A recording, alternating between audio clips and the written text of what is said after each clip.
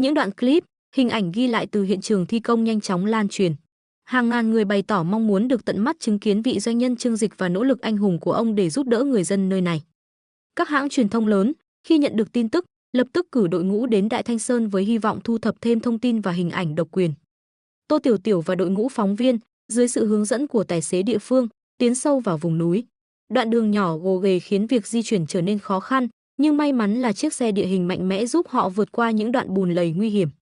Khi xe dừng lại tại cổng làng, Tô Tiểu Tiểu cùng đội ngũ mang thiết bị vào trong thôn.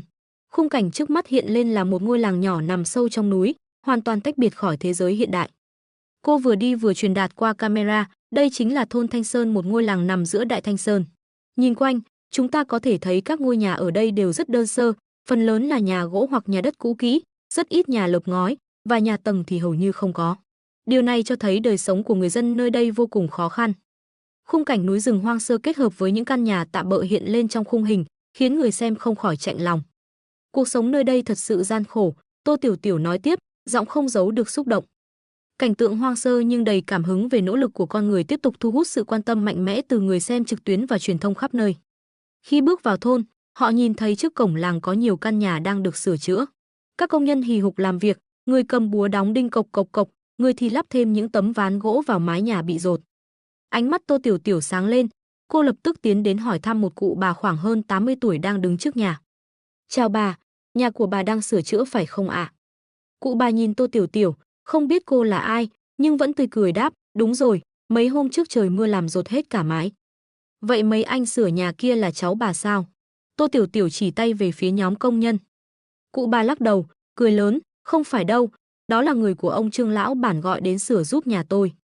"Ông chủ Trương, có phải bà đang nói đến ngài Trương Dịch không ạ?" Cụ bà suy nghĩ một chút, rồi gật đầu vui vẻ, "Đúng đúng, hình như tên là vậy." Lúc này, số người xem buổi phát sóng trực tiếp đã vượt qua 800.000. Họ biết đến thông tin Trương Dịch đến Đại Thanh Sơn làm từ thiện thông qua nhiều nguồn khác nhau. Khi nhìn thấy hình ảnh những ngôi nhà được sửa chữa, rất nhiều người không khỏi cảm thán. Người dân vùng núi khổ quá, đến mái nhà che mưa cũng không lành lặn. Chỉ có Trương Dịch mới nghĩ đến những điều này. Chạy lên núi sâu rừng già để giúp đỡ bà con, thật đáng kính phục. Đúng vậy, những thôn nghèo xa xôi như thế này bình thường rất ít người ghé tới, kể cả các tổ chức từ thiện. Trương Dịch thật sự làm tôi khâm phục. Một công nhân đang làm việc trên mái nhà, thấy nhóm phóng viên đến gần liền đỡ mắt nhìn xuống hỏi, "Các cô là người của đài truyền hình sao?" Tô Tiểu Tiểu gật đầu, "Chào anh, chúng tôi là phóng viên kênh sinh hoạt của đài truyền hình Giang Hoa. Xin hỏi, ngài Trương Dịch có ở đây không?" Công nhân suy nghĩ một chút rồi đáp, "À, ngài Trương Tổng đang ở trường học, dạy bọn trẻ học bài, muốn phỏng vấn thì đợi tan học rồi qua." Nghe vậy, Tô Tiểu Tiểu mừng rỡ, Trương Dịch đang ở đây thật sao, lại còn trực tiếp đứng lớp dạy học nữa. Trương Dịch là ai chứ? Hắn không chỉ là tỷ phú giàu nhất cả nước mà còn là thần tượng của giới trẻ toàn thế giới, được mệnh danh là cha đẻ công nghệ, thần thương nghiệp. Chỉ để gặp hắn một lần hay ăn cùng hắn một bữa, người ta sẵn sàng chi hàng triệu đô. Nhưng hôm nay, hắn lại xuất hiện tại một vùng núi xa xôi, đứng lớp dạy học cho những đứa trẻ nơi đây. Điều này khiến cộng đồng mạng bùng nổ, những bình luận liên tục xuất hiện. "Ôi trời, được nghe Trương Dịch giảng bài là giấc mơ của tôi, mau đến trường học đi. Lũ trẻ này thật may mắn, tôi là doanh nhân với tài sản hàng chục tỷ mà còn không có cơ hội này. Nếu bọn trẻ biết người dạy mình là tỷ phú số 1 cả nước, chắc chắn chúng sẽ vui mừng lắm. Tôi phải thừa nhận mình ghen tị, con tôi học danh sư nổi tiếng mà vẫn không thể sánh bằng việc nghe Trương Dịch dạy một bài. Phóng viên mau đến trường đi, tôi muốn cảm nhận lại cảm giác thời học sinh. Tôi là giáo viên, tập thể lớp tôi sẽ theo dõi bài giảng này. Hiệu trưởng trường tôi đang tổ chức buổi học trực tuyến cho toàn bộ giáo viên để nghe bài giảng của Trương Dịch." Số người xem phát sóng trực tiếp không ngừng tăng vọt, nhanh chóng vượt qua 2 triệu. Phòng phát sóng trực tiếp trở thành chủ đề nóng nhất, đạt đến mức độ cao nhất trong ngày. Dù lúc này còn sáng sớm, lượng người xem phát sóng trực tiếp vẫn tăng đột biến. Nguyên nhân chính là bởi chương trình sắp chiếu cảnh Trương Dịch dẫn các em học sinh đến lớp, khiến khán giả vô cùng háo hức. Tô Tiểu Tiểu nhận ra sự quan tâm của người xem, vội vàng đáp lời, "Được rồi, chúng ta sẽ đến học đường ngay bây giờ để xem Trương Dịch tiên sinh dạy dỗ các em học sinh." Cô nhanh chóng hỏi một cụ bà địa phương về vị trí ngôi trường. Cụ bà chỉ tay về phía ủy ban thôn không xa, nói, "Trường cũ bị lũ quét làm hỏng hết rồi. Hiện các cháu đang học tạm trong phòng của ủy ban thôn." "Cảm ơn bà." Tô Tiểu Tiểu cúi chào, rồi nhanh chóng dẫn đoàn phóng viên chạy về phía ủy ban thôn. Chỉ trong chốc lát, họ đã đến nơi. Tòa nhà ủy ban được cải tạo tạm thời thành trường học, gồm 2 phòng, một phòng dành cho học sinh từ lớp 1 đến lớp 3, phòng còn lại dành cho học sinh từ lớp 4 đến lớp 6. Do các phòng học đều đơn sơ, cửa sổ lúc nào cũng mở rộng, từ ngoài nhìn vào, người ta có thể dễ dàng thấy được Trương Dịch đang đứng trên bục giảng dạy cho học sinh lớp 4 đến lớp 6. Ôi trời ơi, tôi vừa thấy nam thần của tôi. Đúng là Trương Dịch rồi. Trương Dịch, em yêu anh, hu hu hu. Thầy Trương Dịch ơi, em muốn làm học sinh của thầy quá. Ngay khi hình ảnh của Trương Dịch xuất hiện trên màn hình phát sóng trực tiếp, phòng chat như nổ tung. Ai cũng biết Trương Dịch là người đàn ông trẻ tuổi, đầy tài năng nhưng vô cùng kín tiếng. Việc được thấy hắn xuất hiện trước công chúng là điều cực kỳ hiếm hoi, huống chi lại trong một bối cảnh bình dị như thế này. Đối với những khán giả luôn ngưỡng mộ hắn, đây quả là khoảnh khắc quý giá. Ngay cả đội ngũ truyền hình nhỏ của Tô Tiểu Tiểu cũng không giấu nổi sự phấn khích. Bản thân cô là một MC chuyên nghiệp, đột nhiên cũng thấy lòng mình dạo dực. Thân thể cô khẽ run lên, đôi mắt ánh lên sự si mê. Trương Dịch không chỉ sở hữu diện mạo điển trai, phong độ mà còn là biểu tượng của tinh thần cống hiến. Những việc hắn đã làm cho đất nước và nhân dân khiến hắn trở thành hình mẫu lý tưởng được cả nước kính trọng. Người ta ngưỡng mộ hắn đến mức đã thần thánh hóa hình ảnh của hắn trong tâm trí. Được trực tiếp nhìn thấy hắn, trái tim của Tô Tiểu Tiểu như ngừng đập. Một lúc lâu, cô chẳng thể thốt nên lời, quên mất nhiệm vụ phát sóng trực tiếp của mình. May mắn thay, nhiếp ảnh gia đứng phía sau đã nhắc nhở, giúp cô lấy lại tinh thần. Cảnh tượng này không thoát khỏi ánh mắt của khán giả. Ngay lập tức, các dòng bình luận vui nhộn tràn ngập phòng chat. Ha ha ha, người dẫn chương trình cũng hóa fan cuồng rồi. Nếu không nhờ anh quay phim nhắc nhở, chắc chị ấy đã lạc trong mị lực của Trương Dịch rồi. Hi hi, dẫn chương trình cũng là con người mà. Hơn nữa, còn trẻ trung như thế, ai mà trách được, mà chị ấy có bạn trai chưa nhỉ? Phải công nhận, Trương Dịch không chỉ đẹp trai mà nhân cách còn quá sức tuyệt vời. Kể cả anh ấy có ngoại hình như người ngoài hành tinh, chỉ riêng khí chất thôi cũng đã khiến người ta ngưỡng mộ rồi. Đúng vậy, một người hoàn hảo như thế đúng là yêu nghiệt. Xem xong Trương Dịch, giờ tôi chẳng còn thấy hứng thú với bất kỳ người đàn ông nào khác. Ha ha, tôi cũng thế, nhìn Trương Dịch xong, tôi còn chẳng có cảm giác gì với phụ nữ nữa. Ê, bạn ơi, suy nghĩ của bạn nguy hiểm quá đấy. Tô Tiểu Tiểu hít sâu một hơi, chỉnh lại cảm xúc rồi nhỏ giọng nói. Hiện tại Trương Dịch tiên sinh đang giảng bài cho bọn trẻ. Mọi người giữ im lặng nhé, đừng làm ảnh hưởng đến lớp học. Nói rồi, cô dẫn người quay phim tiến đến bên ngoài phòng học, khéo léo hướng máy quay về bục giảng mà không làm phiền lớp học bên trong. Thực ra, Trương Dịch đã sớm nhận ra sự xuất hiện của họ. Tuy nhiên, vì đang trong giờ dạy, hắn giả vờ như không thấy. Lần này, việc hỗ trợ Đại Thanh Sơn xây dựng đường xá, hắn không thông báo rầm rộ hay tổ chức tuyên truyền. Không phải vì hắn muốn làm việc tốt không lưu danh, mà bởi với địa vị hiện tại của mình, hắn không cần cố gắng xây dựng hình tượng người tốt qua các hành động này. Cách sống của hắn tựa như câu nói, cây ngay không sợ chết đứng làm nhiều điều tốt đẹp, không cần phải khoe khoang, danh tiếng sẽ tự tìm đến. Dù vậy, hắn cũng không bất ngờ khi vẫn có những người làm truyền thông nhạy bén tìm đến vùng núi hẻo lánh này. Chỉ cần họ không làm ảnh hưởng đến lớp học, hắn không bận tâm họ quay phim hay phỏng vấn. Trương Dịch thu hồi suy nghĩ, tiếp tục bài giảng. Được rồi, vừa nãy chúng ta đã nói về bài thơ Cổ Mẫn Nông. Các em có suy nghĩ gì về bài thơ này không? Hắn chống hai tay lên bục giảng, nở nụ cười, ánh mắt đầy khích lệ nhìn lũ trẻ đang ngồi ngay ngắn dưới lớp. Những đứa trẻ luôn sùng bái hắn, thẳng lưng đầy tự hào như muốn thể hiện mình. Ngay khi hắn đặt câu hỏi, hàng loạt cánh tay nhỏ xíu giơ cao. Em biết. Thầy Trương, gọi em đi. Trương Dịch mỉm cười, chỉ tay về phía một cậu bé. Trần Lâm, em nói trước nhé. Cậu bé tên Trần Lâm đứng lên, hai tay để sau lưng, khuôn mặt nghiêm túc. Cậu nói rành rọt, thưa thầy, bài thơ này nói về việc nông dân làm lụng vất vả, thu hoạch nhiều lương thực nhưng cuối cùng vẫn chết đói. Vì thuế quá cao, họ phải nộp hết lương thực, không còn gì để ăn. Vì thế, chúng ta nên quý trọng lương thực và trân trọng cuộc sống hiện tại. Người xem trong phòng phát sóng trực tiếp nghe câu trả lời của cậu bé, sôi nổi để lại bình luận, đứa trẻ này trả lời hay thật. Nhưng cuộc sống của chúng còn tốt đẹp sao? So với trẻ con nhà tôi, mỗi lần cho cái đùi gà còn mang đi cho chó ăn. Bài thơ này thực sự nặng nề, với học sinh tiểu học, liệu có quá sớm để hiểu được hàm ý sâu sắc? Dù sao, may mắn là chúng ta đang sống trong một thời kỳ no ấm và giàu có. Trương Dịch gật đầu, ra hiệu cho Trần Lâm ngồi xuống, ánh mắt vẫn dịu dàng nhìn học sinh, em trả lời rất tốt. Quý trọng lương thực là điều rất đúng. Thời xưa, khi nông nghiệp chưa phát triển, những năm mất mùa, nhiều người phải chịu cảnh đói kém. Tuy nhiên, bài thơ này còn mang ý nghĩa sâu sắc hơn. Như tiêu đề Mẫn Nông, đây là một bài thơ thương cảm cho những nông dân sống trong thời đại thuế khóa nặng nề, phải chịu cảnh không đủ ăn vì bóc lột. Hắn ngừng lại, vẽ vài vòng tròn trên không như để dẫn dắt ý tưởng, rồi tiếp tục, Hiện nay, chúng ta may mắn sống trong thời kỳ không còn cảnh đói khổ thường trực, nhưng sự chênh lệch giữa con người với nhau vẫn còn. Thầy không muốn nói nhiều về những triết lý to lớn như thương dân hay trách trời. Các em bây giờ, điều quan trọng nhất là hiểu rõ tình cảnh của bản thân. Vì vậy, các em cần nỗ lực hết mình, chăm chỉ học tập và phấn đấu. Để nếu một ngày nào đó, có ai phải chịu cảnh đói khổ, thì ít nhất người đó không phải là các em, hiểu chưa nào?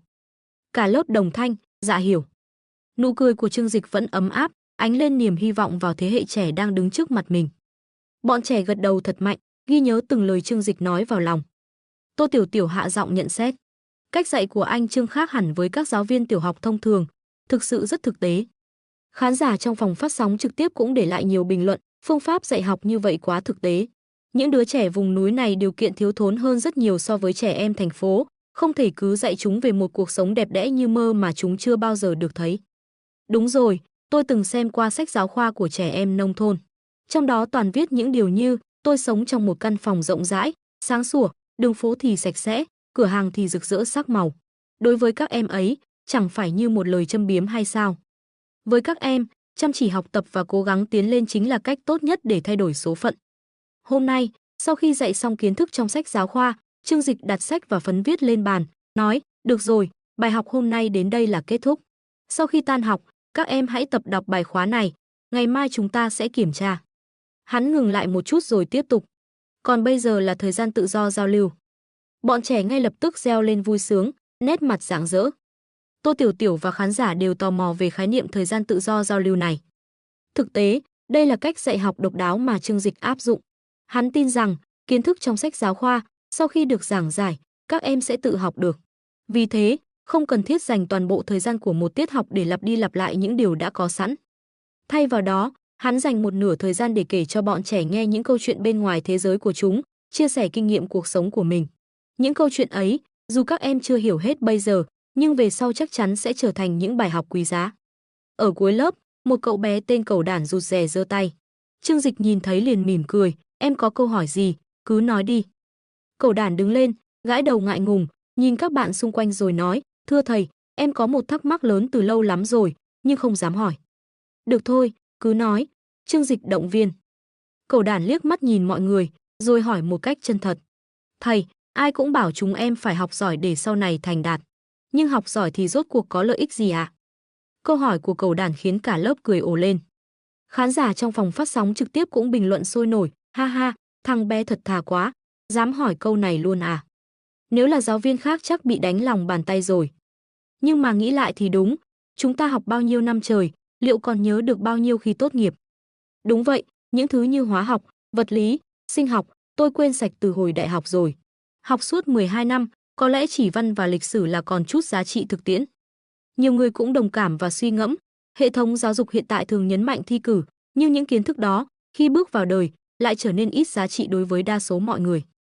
Khán giả chuyển sự chú ý về phía Trương Dịch, mong chờ câu trả lời của hắn là một người thành công, hắn sẽ xử lý câu hỏi này như thế nào. Khi nghe câu hỏi, Trương Dịch không giấu nổi sự ngạc nhiên.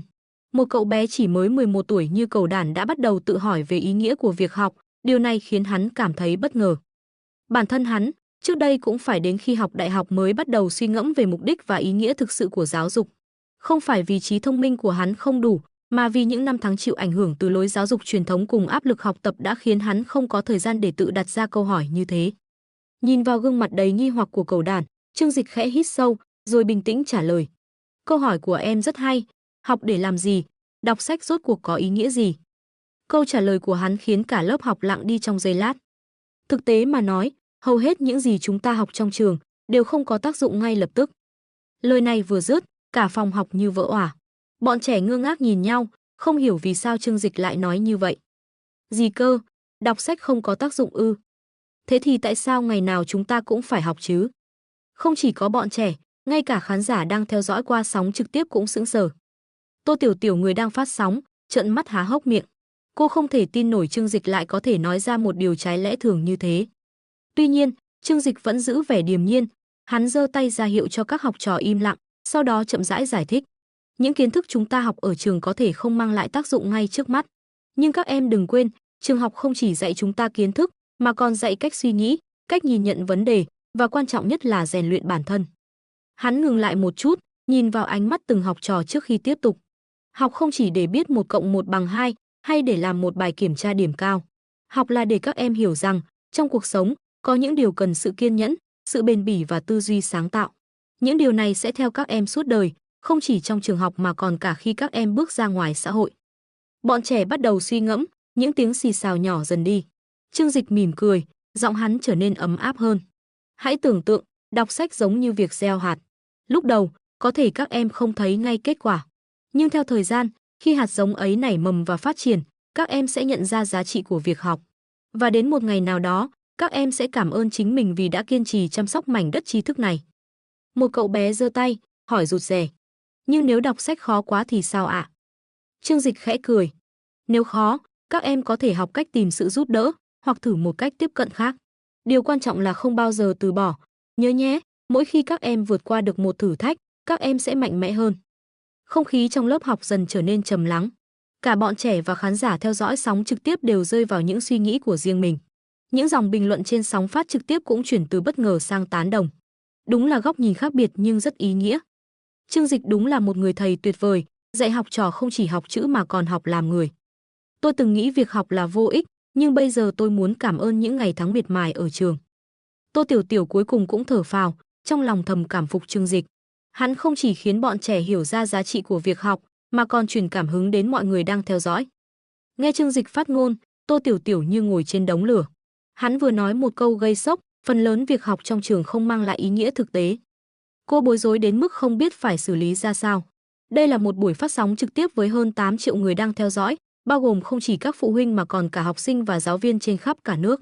Một số trường học thậm chí còn tổ chức cho học sinh xem sự kiện này.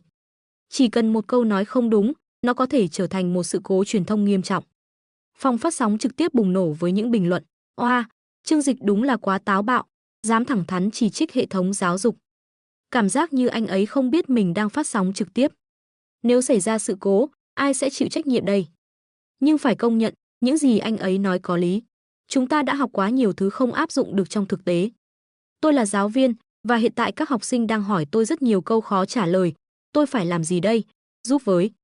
Trương Dịch không hề nao núng trước những phản ứng này, hắn vẫn bình thản tiếp tục. Đúng vậy, có nhiều thứ chúng ta học trong trường không mang lại ý nghĩa tức thời. Nhưng các em có bao giờ tự hỏi, trên đời này, có bao nhiêu điều không mang ý nghĩa trực tiếp mà chúng ta vẫn phải làm?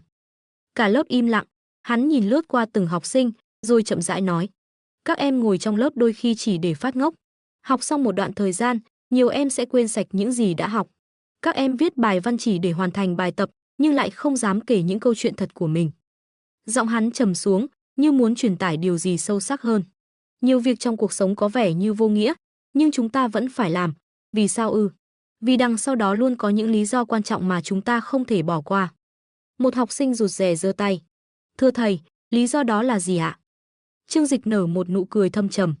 Bởi vì học tập không tự nó có ý nghĩa, nhưng thông qua học tập, xã hội có thể chọn lọc, phân tầng và quyết định tương lai của các em. Cả lớp lặng đi, dường như mọi người đều đang suy nghĩ về lời hắn nói. Hắn tiếp tục. Các em biết đấy, đất nước chúng ta có 1,4 tỷ dân, trong đó có hơn 200 triệu trẻ em như các em. Mười mấy năm nữa, tất cả các em sẽ trưởng thành và gánh vác tương lai của đất nước. Nhưng các ngành nghề trong xã hội, từ bác sĩ, kỹ sư, nhà khoa học, cho đến những người làm công việc thủ công, không phải ai cũng làm được mọi thứ. Vậy ai sẽ làm việc gì? Điều đó dựa vào đâu?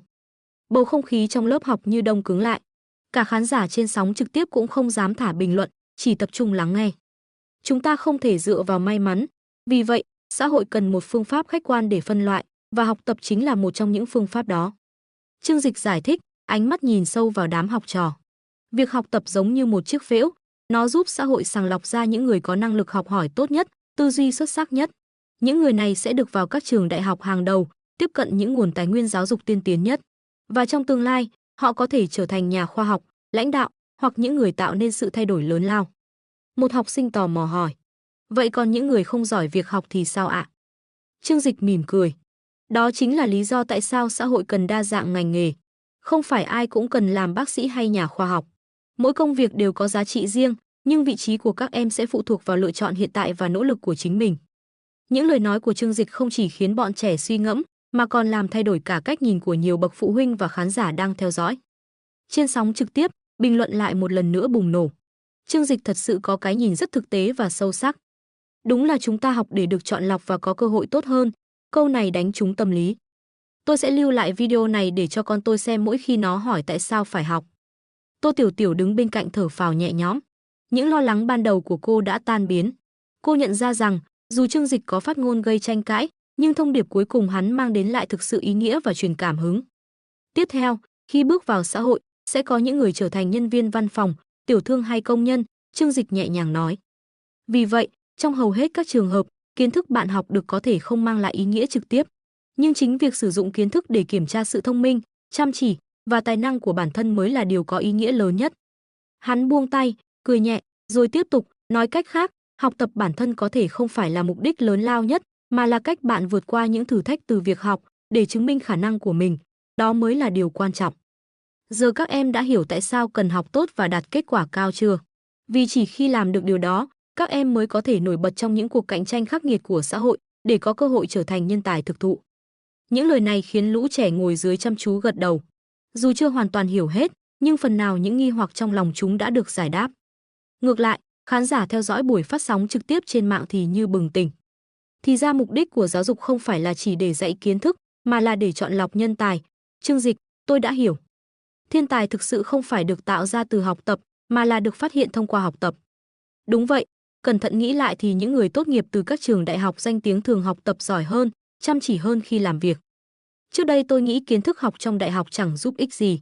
Nhưng bây giờ nghe lời Trương Dịch, tôi mới hiểu hệ thống đó khoa học đến mức nào. Không lạ gì khi trong công ty tôi, một nhân viên mới tốt nghiệp đại học đã vượt qua tôi chỉ sau nửa năm làm việc. Lúc đó tôi không phục, nhưng giờ thì hiểu rồi. Những người có bằng cấp cao thực ra không chỉ dựa vào vận may đâu. Họ có năng lực thực sự, chẳng qua khiêm tốn mà thôi. Trương Dịch quan sát lũ trẻ đang trầm tư, lo sợ rằng lời mình nói sẽ làm chúng mất hứng thú học tập. Hắn vội vàng giải thích thêm. Tất nhiên, học tập không phải hoàn toàn vô ích. Những gì tôi vừa nói chỉ đề cập đến một số môn học có thể không liên quan trực tiếp đến thực tế. Nhưng có những môn học sẽ rất quan trọng nếu các em theo đuổi ngành nghề tương ứng trong tương lai. Ví dụ, nếu các em học chuyên sâu về hóa học, vật lý hay sinh học, kiến thức đó sẽ trở nên vô giá khi các em làm việc trong các ngành nghề liên quan. Còn các môn như ngữ văn hay lịch sử thì khác, chúng mang lại giá trị suốt đời. Ngữ văn giúp các em có khả năng giao tiếp và viết lách tốt hơn, bồi dưỡng khí chất và sự tự tin. Lịch sử chứa đựng những bài học quý giá từ quá khứ, giúp chúng ta rút kinh nghiệm và tránh lặp lại sai lầm. Vậy nên, học tập rất quan trọng. Những ai nói học vô ích đều đang tự lừa dối mình. Các em hiểu chưa? Lũ trẻ như được tiếp thêm năng lượng. Chúng đồng thanh hô lớn, hiểu rồi, thưa thầy Trương. Lời dạy của Trương Dịch, tưởng chừng đơn giản, lại nhanh chóng tạo ra làn sóng tranh luận trên mạng. Những gì hắn nói nghe có vẻ quen thuộc, nhưng với những người chưa từng suy ngẫm sâu, đó như một luồng sáng soi rọi. Nghe Trương Dịch nói, đúng là như được khai sáng. Giờ tôi mới hiểu vì sao hồi đi học lại phải học những thứ tưởng như vô dụng. Trương Dịch không chỉ là một doanh nhân giỏi, mà còn là một người thầy tuyệt vời. Một bài giảng của anh ấy có giá trị hơn cả chục năm học hành. Thực ra, chúng ta học cái gì không quan trọng. Ngay cả khi chúng ta học cách chăm sóc heo sau sinh, thì người chăm chỉ và biết học hỏi vẫn có thể học tốt. Nói trắng ra, nội dung học tập không phải yếu tố chính, mà điều quan trọng là quá trình học tập này để sàng lọc nhân tài. Một câu nói của Trương Dịch đã đánh thẳng vào bản chất của giáo dục, khiến không ít người thức tỉnh. Các bạn mới nhận ra à, có biết kỳ thi đại học trước đây thực chất là gì không? Nó bắt nguồn từ kỳ thi khoa cử ngày xưa. Khoa cử không chỉ để tuyển chọn nhân tài, mà mục đích sâu xa hơn là duy trì ổn định xã hội. Những người thông minh sẽ được hướng vào việc học hành, sau đó trở thành quan lại. Ngày nay, kỳ thi đại học tuy khác về hình thức, nhưng mục đích cơ bản vẫn tương đồng. Lời giải thích này giúp nhiều người, đặc biệt là các em học sinh, có cái nhìn sâu sắc hơn về vai trò của giáo dục. Trước đây, các em học sinh thường học theo lời khuyên của cha mẹ, thầy cô rằng học đi rồi sẽ có tương lai, mà không hiểu tại sao mình phải nỗ lực như vậy. Sau khi nghe Trương Dịch giảng, lần đầu tiên, các em hiểu được ý nghĩa của việc học. Dù thực tế có phần tàn khốc, nhưng điều đó không làm nản chí. Ngược lại, nó giúp các em xác định rõ mục tiêu, nỗ lực học tập, cải thiện thành tích, vượt qua sự sàng lọc, vươn lên tầng lớp cao hơn trong xã hội. Đứng bên ngoài phòng học, phóng viên Tô Tiểu Tiểu không ngừng gật đầu tán thành. Dù là một người trưởng thành, cô cũng chỉ thật sự hiểu bản chất của hệ thống giáo dục sau khi nghe Trương Dịch giảng. Không hổ là Trương Dịch, chỉ vài câu đơn giản đã giải thích rõ ràng bản chất giáo dục, Tô Tiểu Tiểu thầm cảm thán. Không ít phụ huynh cũng đồng tình. Ai, nếu con tôi mà có thầy giáo như Trương Dịch thì tốt quá. Nhìn xem, EQ lẫn kiến thức của anh ấy thật đáng nể, chỉ vài câu đã nói rõ được đạo lý. Đúng vậy, nhà tôi ngày nào con cũng hỏi, học để làm gì, những thứ này có ích lợi gì. Tôi thì không giải thích nổi, đúng là phải nhờ những người như Trương tiên sinh mới được. Rõ rồi, từ nay tôi sẽ nói với con rằng, trên thế giới này, cạnh tranh rất khốc liệt. Học giỏi thì làm nhà khoa học, không học thì ra công trường dọn gạch, tự chọn đi. Tuy nhiên, không phải ai cũng ủng hộ. Trên mạng, một số người bắt đầu chỉ trích quan điểm của Trương Dịch.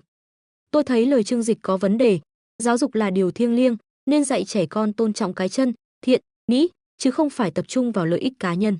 Nếu ai cũng chỉ học để vươn lên, thì ai sẽ trở thành nền tảng xây dựng đất nước. Công việc nào cũng có giá trị, làm công nhân hay làm giáo sư đại học đều là phục vụ xã hội, không nên phân biệt cao thấp. Đây là tư duy độc hại của chủ nghĩa tư bản, đang làm méo mó tâm hồn trẻ em. Bọn trẻ còn quá nhỏ, làm như vậy có thực sự tốt không? Những lời chỉ trích này đa phần đến từ những người mang tư tưởng đạo đức cao thượng, tự coi mình là mẫu mực. Nhưng chẳng mấy chốc, họ đã bị cư dân mạng đáp trả mạnh mẽ, nếu bạn cao thượng như vậy, thì để con bạn ra công trường dọn gạch đi. Trên mạng xã hội, những tranh luận xoay quanh bài giảng của Trương Dịch nhanh chóng bùng nổ. Một số người bày tỏ ý kiến châm biếm, chúng ta đều là con người, chứ ai là thần thánh đâu. Xem ra anh này bị ảnh hưởng bởi phim tài liệu và bản tin thời sự quá nhiều rồi. Nhắc tôi nhớ đến một câu chuyện tiểu học, Trương Hoa đậu Đại học Bắc Kinh, Lý Bình vào trường kỹ thuật, còn tôi làm nhân viên bán hàng. Chúng ta đều có tương lai tươi sáng, nghe mà châm biếm làm sao. Tham vọng chẳng có gì sai cả, miễn không hại đến ai, thực tế một chút thì tốt hơn. Tuy nhiên, một luồng ý kiến khác mạnh mẽ phản bác. Bọn trẻ ở vùng núi này phải sống trong hoàn cảnh khó khăn, học hành là con đường duy nhất để thoát nghèo. Trương Dịch khuyến khích các em học tập chẳng có gì sai. Hay mấy người muốn nói với bọn trẻ rằng cuộc sống ở vùng núi này hạnh phúc hơn thành phố. Nếu giỏi thế thì để con cái các người đến đây sống thử đi. Những ý kiến phản đối chỉ trích Trương Dịch lập tức bị phản bác. Một người gay gắt. Chúng tôi không sinh ra ở đây, không nợ họ cái gì cả. Nhiều người cho rằng đây là kiểu thánh mẫu đạo đức giả, chỉ biết yêu cầu người khác hy sinh nhưng bản thân thì không làm được. Trong khi buổi phát sóng trực tiếp vẫn đang diễn ra, video đã được chia sẻ rộng rãi trên nhiều nền tảng mạng xã hội. Những vấn đề liên quan đến giáo dục và bất bình đẳng đã trở thành chủ đề nóng bỏng được mang ra thảo luận. Tại lớp học nhỏ ở Đại Thanh Sơn, Trương Dịch vẫn đang giảng bài, trò chuyện với các học sinh. Hắn nói, chúng ta hiện tại gặp các kỳ thi, sau này lớn lên cũng sẽ gặp những thử thách khác trong cuộc đời. Những bài thi này, đôi khi có ý nghĩa, đôi khi lại không, nhưng chúng đại diện cho một điều, quy tắc. Quy tắc giống như một cây cầu treo trên vách núi. Các em phải đi qua nó theo cách đúng đắn, nếu vượt qua được thì sẽ tới được bờ bên kia. Hắn dừng lại, ánh mắt quét qua lớp học, rồi tiếp tục. Chúng ta đã nói, học chưa chắc giúp ích cho tất cả mọi thứ trong đời. Nhưng kết quả bài thi lại có thể mang đến cơ hội. Vì thế, các em không chỉ cần hiểu sách vở mà còn phải học cách đối mặt với các kỳ thi. Làm tốt bài thi, đôi khi quan trọng hơn việc học tốt. Trương Dịch dùng ví dụ cụ thể. Trong công việc, việc hoàn thành tốt nhiệm vụ chẳng khác nào học tốt kiến thức. Nhưng chỉ khi biết cách làm cho sếp hài lòng và ủng hộ mình, lúc đó mới gọi là vượt qua kỳ thi. Lũ trẻ chăm chú lắng nghe, có lẽ chưa hiểu hết những ý sâu xa trong lời giảng của hắn. Nhưng những gì hắn nói chắc chắn sẽ khắc sâu trong tâm trí chúng, đợi đến một ngày trưởng thành mới thật sự thấm thía. Một tiết học trôi qua nhanh chóng, học sinh rời lớp với ánh mắt sáng rực, như vừa lĩnh hội được điều gì mới mẻ.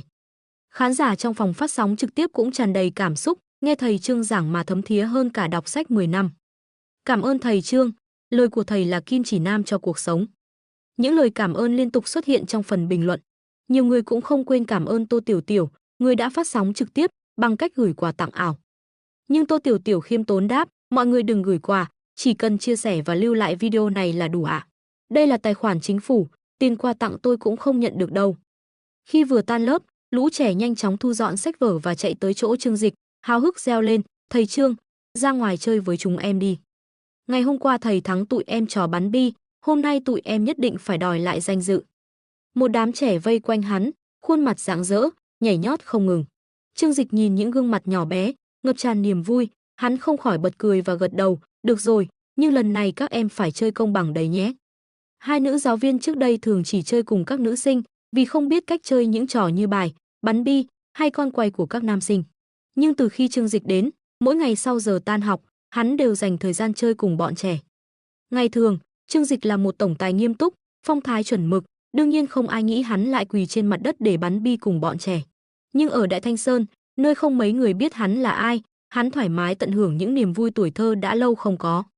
Thật ra, chuyện này còn thú vị hơn nhiều so với việc lái siêu xe hay đua xe, Trương Dịch nghĩ thầm. Người trưởng thành thường khó tìm lại niềm vui thơ ấu, không phải vì không làm được, mà vì ngại mất mặt. Nhưng một khi thả lỏng, cảm giác hồn nhiên ấy vẫn rất đáng giá. Hắn nhìn ra cửa sổ, khẽ xoa đầu hai cậu bé bên cạnh. Có người đến, các em tự chơi trước nhé, thầy ra ngoài nói chuyện một lát.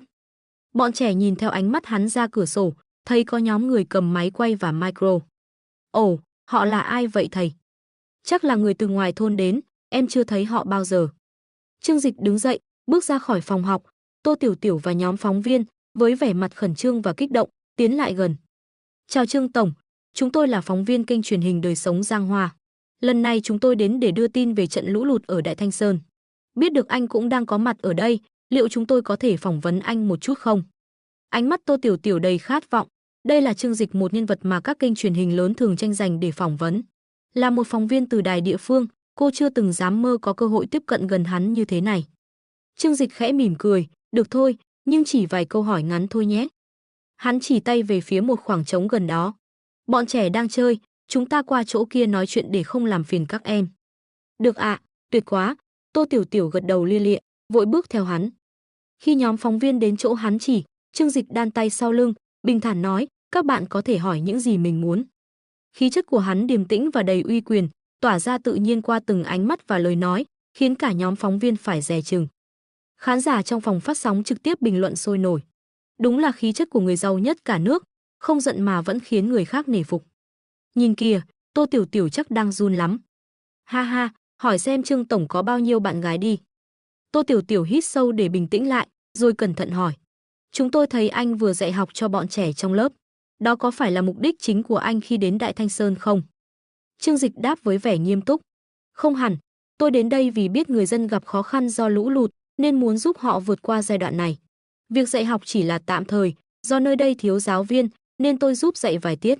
Sau này, tôi sẽ hỗ trợ xây dựng lại trường học và mời giáo viên chuyên nghiệp đến. Tô Tiểu Tiểu gật đầu, thầm ngưỡng mộ sự tận tâm của hắn. Chúng tôi cũng thấy trên đường núi đang được sửa chữa. Anh có kế hoạch phát triển Đại Thanh Sơn trong tương lai không? Trương Dịch gật đầu. Đúng vậy, việc sửa chữa đường núi là cần thiết, nếu không người dân ở đây sẽ không thể có một cuộc sống bình thường. Giao thông là chìa khóa, không có đường xá thuận tiện, họ không thể phát triển thương mại hay nông lâm nghiệp, và càng không thể làm giàu. Trương Dịch đứng giữa cảnh núi non hùng vĩ của Đại Thanh Sơn, chỉ tay về hướng xa xăm, giọng nói đầy tự tin. Sau khi con đường núi được hoàn thiện, Thịnh Thế Tập đoàn sẽ đầu tư xây dựng một khu làng du lịch lớn tại đây, với số vốn ban đầu là 20.000 tỷ đồng. Lời tuyên bố dứt khoát của hắn khiến không khí xung quanh như lặng đi trong vài giây, trước khi tiếng bàn tán bùng nổ. 20.000 tỷ sao? Trời đất, đúng là Trương Dịch. Ha ha, với anh ta, 20.000 tỷ chắc cũng giống như 20.000 đồng vậy. Chỉ cần Trương Dịch nói, tôi tin ngay, không hề nghi ngờ. Người bình thường đầu tư 200 tỷ cũng phải tính toán nửa năm, còn anh ấy chỉ cần một câu nói, đúng là huyền thoại. Ngay sau tuyên bố, tin tức Trương Dịch chuẩn bị đầu tư lớn vào Đại Thanh Sơn đã bùng nổ trên mạng xã hội. Các bài viết và bình luận xuất hiện liên tục. Tin nóng, tập đoàn Thịnh Thế sẽ xây dựng một khu làng du lịch tại Đại Thanh Sơn. Đây có phải là cơ hội mới cho vùng núi này? Trương Dịch chuyển hướng sang ngành du lịch, Đại Thanh Sơn sắp trở thành tâm điểm mới. Hãy chuẩn bị, giá trị bất động sản quanh khu vực này chắc chắn sẽ tăng chóng mặt. Các doanh nghiệp từ khắp nơi ngay lập tức phản ứng. Nhanh chóng thu thập dữ liệu về Đại Thanh Sơn trong 30 phút, tôi cần toàn bộ thông tin chi tiết. Trương Dịch đầu tư vào đây, dừng ngay mọi dự án khác, tập trung vào khu vực này ngay. Nếu anh ấy nói Đại Thanh Sơn có tương lai, thì chắc chắn đó là nơi đáng để đầu tư. Hàng loạt công ty bất động sản, du lịch và dịch vụ khác đã cử người đến Đại Thanh Sơn khảo sát. Một số chuyên gia dự đoán giá trị bất động sản tại đây có thể tăng gấp 5 lần trong 10 năm tới. Tô Tiểu Tiểu, người dẫn chương trình, tiếp tục đặt câu hỏi. Vậy ông có kế hoạch nào để hỗ trợ người dân tại Đại Thanh Sơn? Họ sẽ tiếp tục ở lại đây hay sẽ được chuyển đến nơi khác?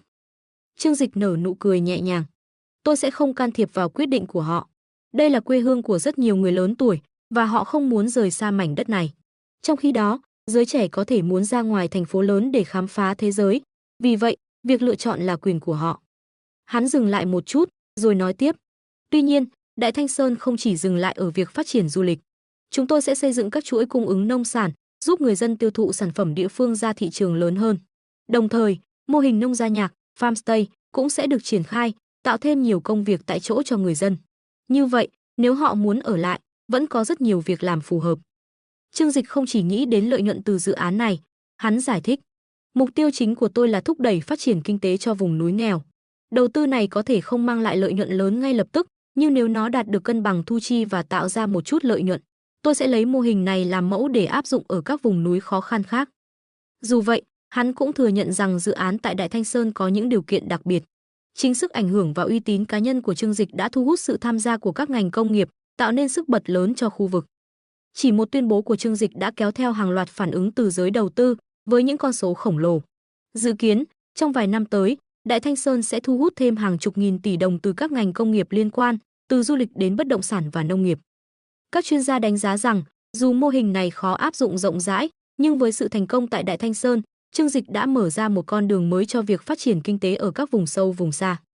Nói thẳng ra, quan trọng nhất vẫn là phải làm chiếc bánh lớn hơn, như vậy mỗi người mới có phần chia nhiều hơn. Trương Dịch khẽ lẩm bẩm. Tô Tiểu Tiểu vẫn đang mong muốn được phỏng vấn thêm. Đây là cơ hội ngàn năm có một, nếu có thể hỏi thêm một vài vấn đề mang tính đột phá, rất có thể tên tuổi của cô sẽ trở nên nổi tiếng.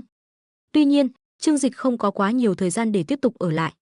Hắn quay sang các phóng viên, nói, mọi người đã đến đây, không dễ dàng gì. Hãy cố gắng đưa tin nhiều hơn về tình hình nơi này, để xã hội bên ngoài biết rằng đất nước chúng ta vẫn còn nhiều khu vực nghèo khó.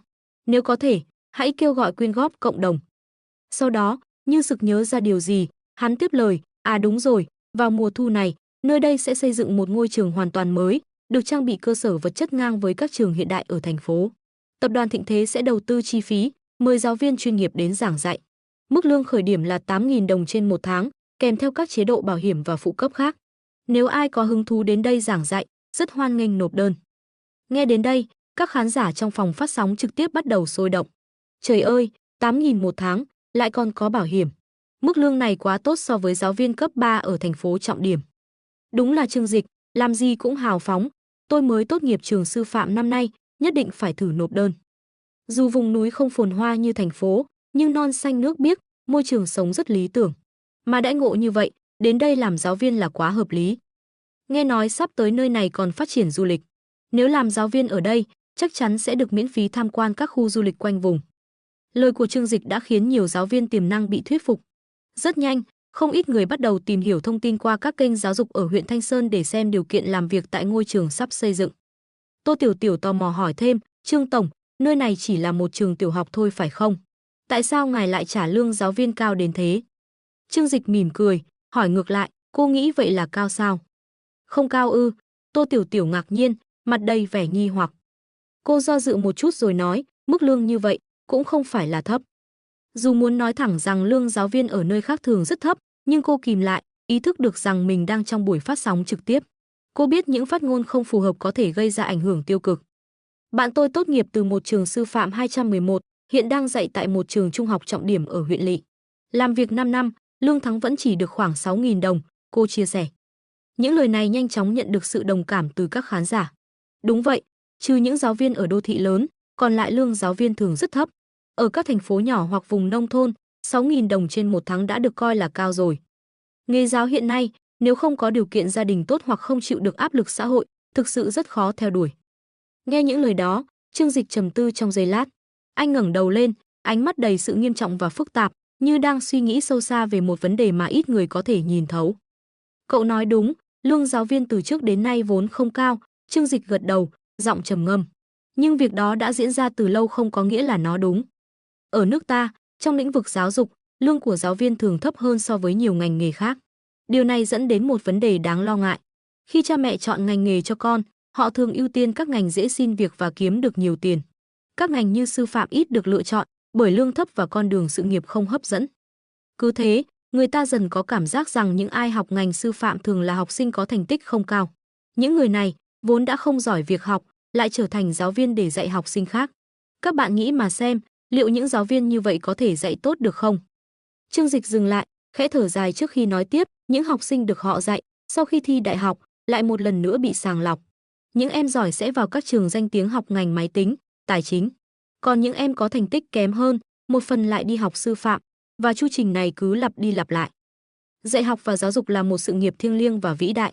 Đáng lẽ ra, giáo viên phải là những người xuất sắc nhất. Nhưng hiện tại, thực tế lại hoàn toàn ngược lại. Điều này không ổn chút nào.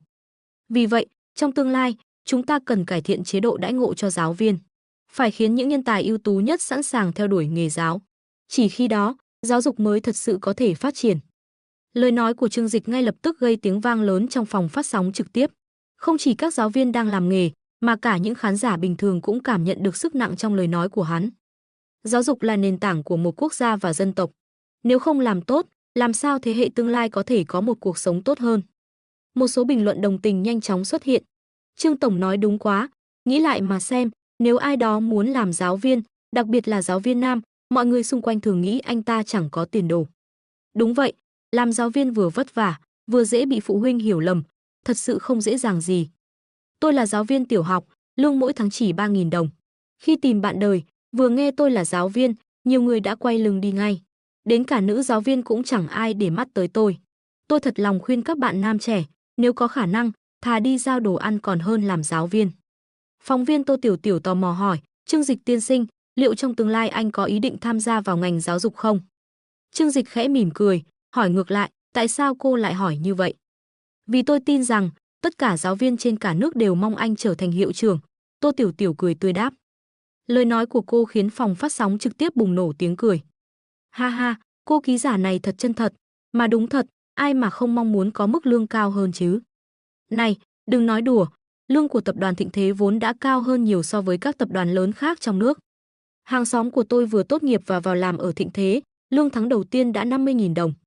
Trời ơi, con nhà người ta tốt nghiệp ở đâu vậy? Chắc chắn là đại học danh tiếng. Đúng rồi, cậu ấy tốt nghiệp ở Đại học Thiên Hải.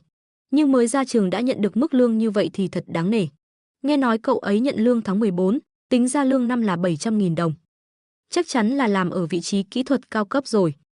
Dù là kỹ thuật cũng rất ngầu mà, Thịnh Thế đúng là nơi tập hợp những nhân tài hàng đầu. Nghe nói đãi ngộ tại Thịnh Thế Group sánh ngang với các tập đoàn lớn trên thế giới như Global Holding hay Fruitech. Vậy nếu Trương Dịch lấn sân vào ngành giáo dục, lương giáo viên chắc cũng tăng gấp bội hà. Ủng hộ mạnh mẽ Trương Dịch mở trường. Ha ha, dù nghe hơi phi thực tế. Nhiều người trên mạng xã hội không giấu được sự ngưỡng mộ đối với chế độ đãi ngộ của Thịnh Thế Group và hy vọng rằng Trương Dịch có thể mang lại thay đổi cho ngành giáo dục, cải thiện điều kiện cho giáo viên và học sinh. Tuy nhiên, không ít người nhận ra điều này khó khả thi. Dù Trương Dịch có là tỷ phú, giáo dục là vấn đề quốc gia, ảnh hưởng đến hàng trăm triệu học sinh. Đây không phải chuyện một doanh nhân có thể giải quyết trong ngày một ngày hai. Trương Dịch nhìn Tô Tiểu Tiểu và sau một lúc suy nghĩ, hắn chia sẻ. Việc thay đổi giáo dục không phải chuyện có thể làm trong một sớm một chiều.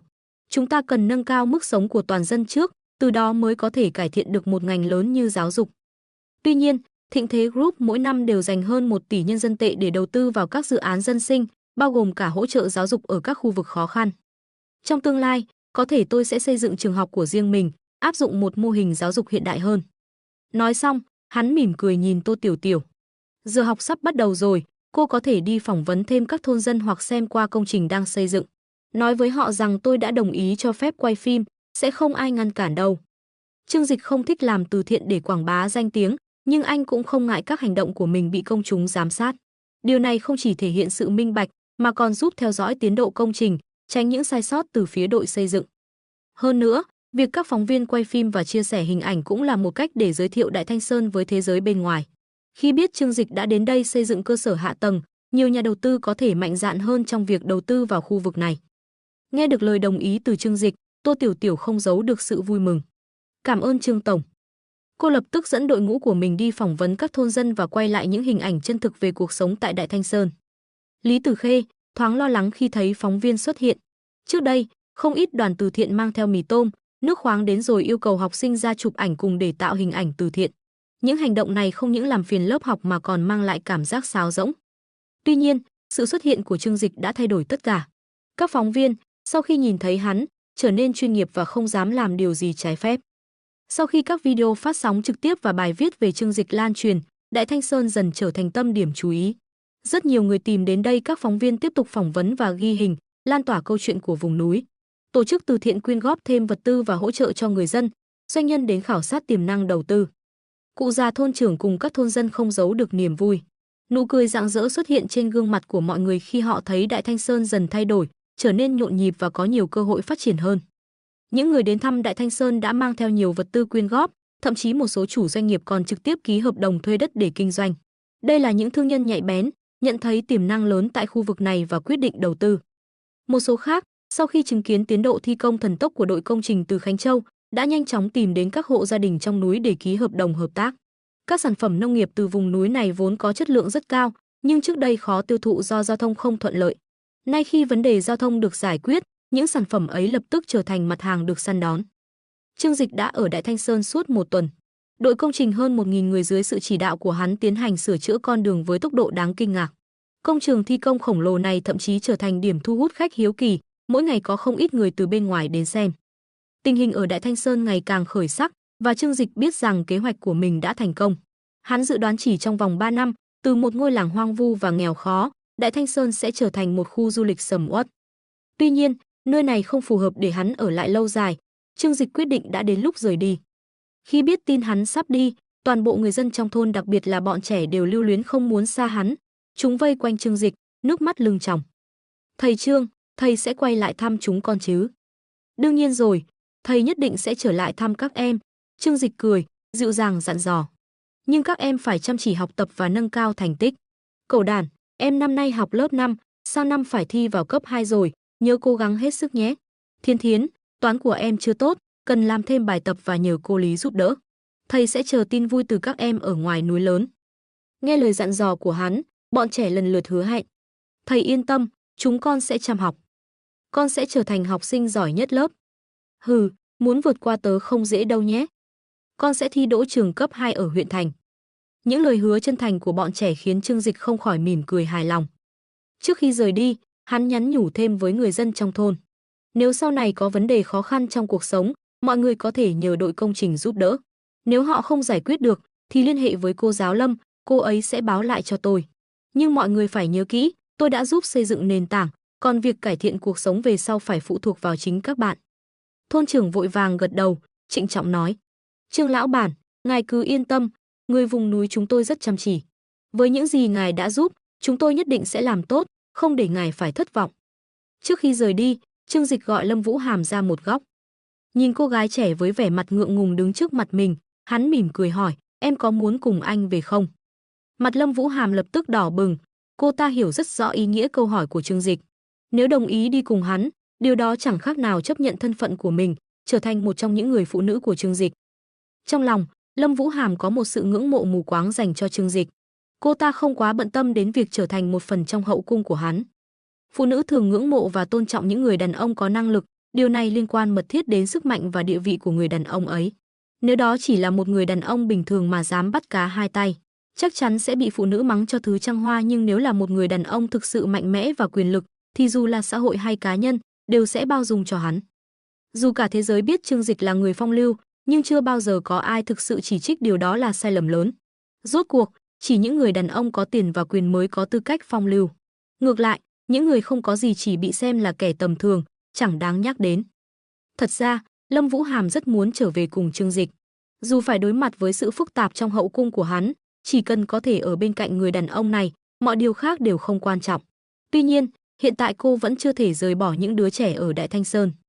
Cô nghiêm túc nói với Trương Dịch, "Trương Dịch, em vẫn chưa thể đi ngay được, bọn trẻ cần em."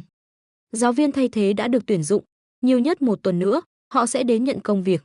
Khi đó, mọi thứ từ trường học đến ký túc xá đều sẽ được sửa sang hoàn chỉnh. "Em không cần lo lắng quá nhiều đâu," Trương Dịch trấn an. Trong ánh mắt của Lâm Vũ Hàm ánh lên sự kiên định. "Vậy thì khi giáo viên mới đến, em sẽ đi tìm anh." Nhìn sự quyết tâm của cô, Trương Dịch khẽ gật đầu, không nói thêm gì, hắn tôn trọng lựa chọn của cô. Trong khoảng thời gian sống ở Đại Thanh Sơn, Trương Dịch nhận ra rằng Lâm Vũ Hàm là một cô gái có trách nhiệm và giàu lòng yêu thương. Cô đến đây không phải vì công việc, cũng không phải để gây dựng danh tiếng, mà thực sự mong muốn giúp đỡ những đứa trẻ nghèo khó trong vùng núi. Phẩm chất đó rất đáng quý. Trương Dịch tự nhận mình không đủ khả năng làm được điều tương tự, nhưng hắn luôn mong muốn có thêm nhiều người như Lâm Vũ Hàm. "Vậy nhé, nếu có bất cứ nhu cầu gì, em cứ liên hệ với Từ Khánh Châu, tổng giám đốc công ty xây dựng Vĩnh An. Anh đã dặn anh ta phải đáp ứng mọi yêu cầu cần thiết của em và người dân ở Đại Thanh Sơn", Trương Dịch nói, giọng đầy yêu chiều. Mặt Lâm Vũ Hàm đỏ bừng vì hạnh phúc, cô vội gật đầu cảm ơn anh, Trương Dịch. Sau khi chào tạm biệt dân làng ở Đại Thanh Sơn, Trương Dịch rời đi trong ánh mắt đầy lưu luyến và cảm kích của mọi người. Với anh, chuyến đi bằng trực thăng chỉ là một cuộc dạo chơi, không mấy phiền toái. Trở về Thiên Hải, Hắn chưa kịp nghỉ ngơi thì Tô Minh Ngọc đã xuất hiện. Trương Dịch, anh lại làm việc thiện ở Đại Thanh Sơn nữa sao? Không hổ là người đàn ông của em, thật tuyệt vời. Cô cười tươi, vòng tay ôm lấy hắn, ngẩng đầu nhìn với ánh mắt nửa đùa nửa thật. Trong ánh mắt ấy, phảng phất chút gì đó đầy bí ẩn. Trương Dịch nhẹ nhàng vòng tay ôm lấy eo Tô Minh Ngọc, cảm nhận sự mềm mại tinh tế, vừa cười vừa hỏi, sao thế, không vui vì anh làm việc tốt ở Đại Thanh Sơn à? Sao lại thế được, em đâu phải kiểu người hẹp hòi. Tô Minh Ngọc lườm anh một cái, bĩu môi, tỏ vẻ bất mãn, mà này, em đã từng hỏi về chuyện của anh đâu cơ chứ. Nói đến đây, cô chợt nghĩ ra gì đó, che miệng cười khúc khích, chỉ có điều, anh mỗi lần làm việc gì cũng dễ nổi tiếng, kéo theo rất nhiều người tìm đến, đúng không nào? Ồ, ý em là sao? Làm việc tốt lại mang đến phiền toái à? Trương Dịch tò mò nhìn cô. Cũng không hẳn là phiền toái, Tô Minh Ngọc nói, chỉ là nghe nói anh hay giúp người, thế nên họ kéo đến nhờ anh giúp đỡ. Cô từ tốn kể lại tình hình gần đây ở Thiên Hải. Thì ra, sau khi Trương Dịch giúp xây dựng đường núi và phát triển khu danh lam thắng cảnh ở Đại Thanh Sơn, câu chuyện nhanh chóng lan ra cả nước. Với tầm ảnh hưởng của Trương Dịch, bất cứ việc gì hắn làm đều lập tức được truyền thông chú ý và lan truyền khắp mạng xã hội mà không cần phải quảng bá. Cái tên Trương Dịch gần như đã trở thành một thương hiệu nổi tiếng. Kết quả là, các vùng nghèo khó trên khắp cả nước, thậm chí những nơi tự nhận là khó khăn, đều cử người đến Thiên Hải với hy vọng được hắn giúp đỡ. Trong thời gian Trương Dịch không có mặt ở thành phố, gia đình hắn đã nhận được hơn 500 lời mời gọi giúp đỡ. Không chỉ có thế, nhiều nơi còn cử cả lãnh đạo địa phương đến, mong gặp anh để trình bày khó khăn của họ và cầu xin sự hỗ trợ từ anh hoặc tập đoàn Thịnh Thế, Tô Minh Ngọc nói tiếp. Trong thời gian Trương Dịch vắng mặt, mọi công việc trong nhà lẫn tập đoàn đều do Tô Minh Ngọc quản lý. Tuy nhiên, cô không thể tiếp đãi hết từng ấy người đến cầu cứu, nên đành yêu cầu họ ghi lại nguyện vọng và rời đi trước. Ai mà ngờ được họ lại kiên trì đến vậy, Tô Minh Ngọc lắc đầu thở dài, rõ ràng em đã bảo anh không có ở đây, thế mà họ vẫn tìm chỗ ở lại, nói nhất định phải đợi đến khi anh về để được gặp trực tiếp. Cô bĩu môi, vẻ mặt có phần bất mãn, bọn họ đúng là cứng đầu, chẳng chịu nghĩ xem, với thân phận của anh bây giờ, đâu phải muốn gặp là gặp được ngay. Trương Dịch không nói gì, chỉ yên lặng uống một ngụm trà, mỉm cười nghe Tô Minh Ngọc kể lể. Bọn họ đơn giản nghĩ rằng anh giàu có, đã giúp Đại Thanh Sơn thay đổi vận mệnh, thì tại sao không thể giúp họ? Nhưng suy nghĩ đó thật ích kỷ, Tô Minh Ngọc nhíu mày nhận xét. Đúng thế, cô nói tiếp, họ không tự dựa vào nỗ lực của mình mà lại hy vọng tất cả đều nhờ vào người khác, đúng là lười biếng quá mà. Hay là anh cứ để em báo lại rằng anh bận lắm, không có thời gian tiếp họ. Nghe vậy, Trương Dịch không đồng tình với ý kiến của cô. Hắn bình thản nhìn người phụ nữ vừa sắc sảo, mạnh mẽ trong công việc, lại vừa dịu dàng, dễ thương khi ở bên cạnh mình.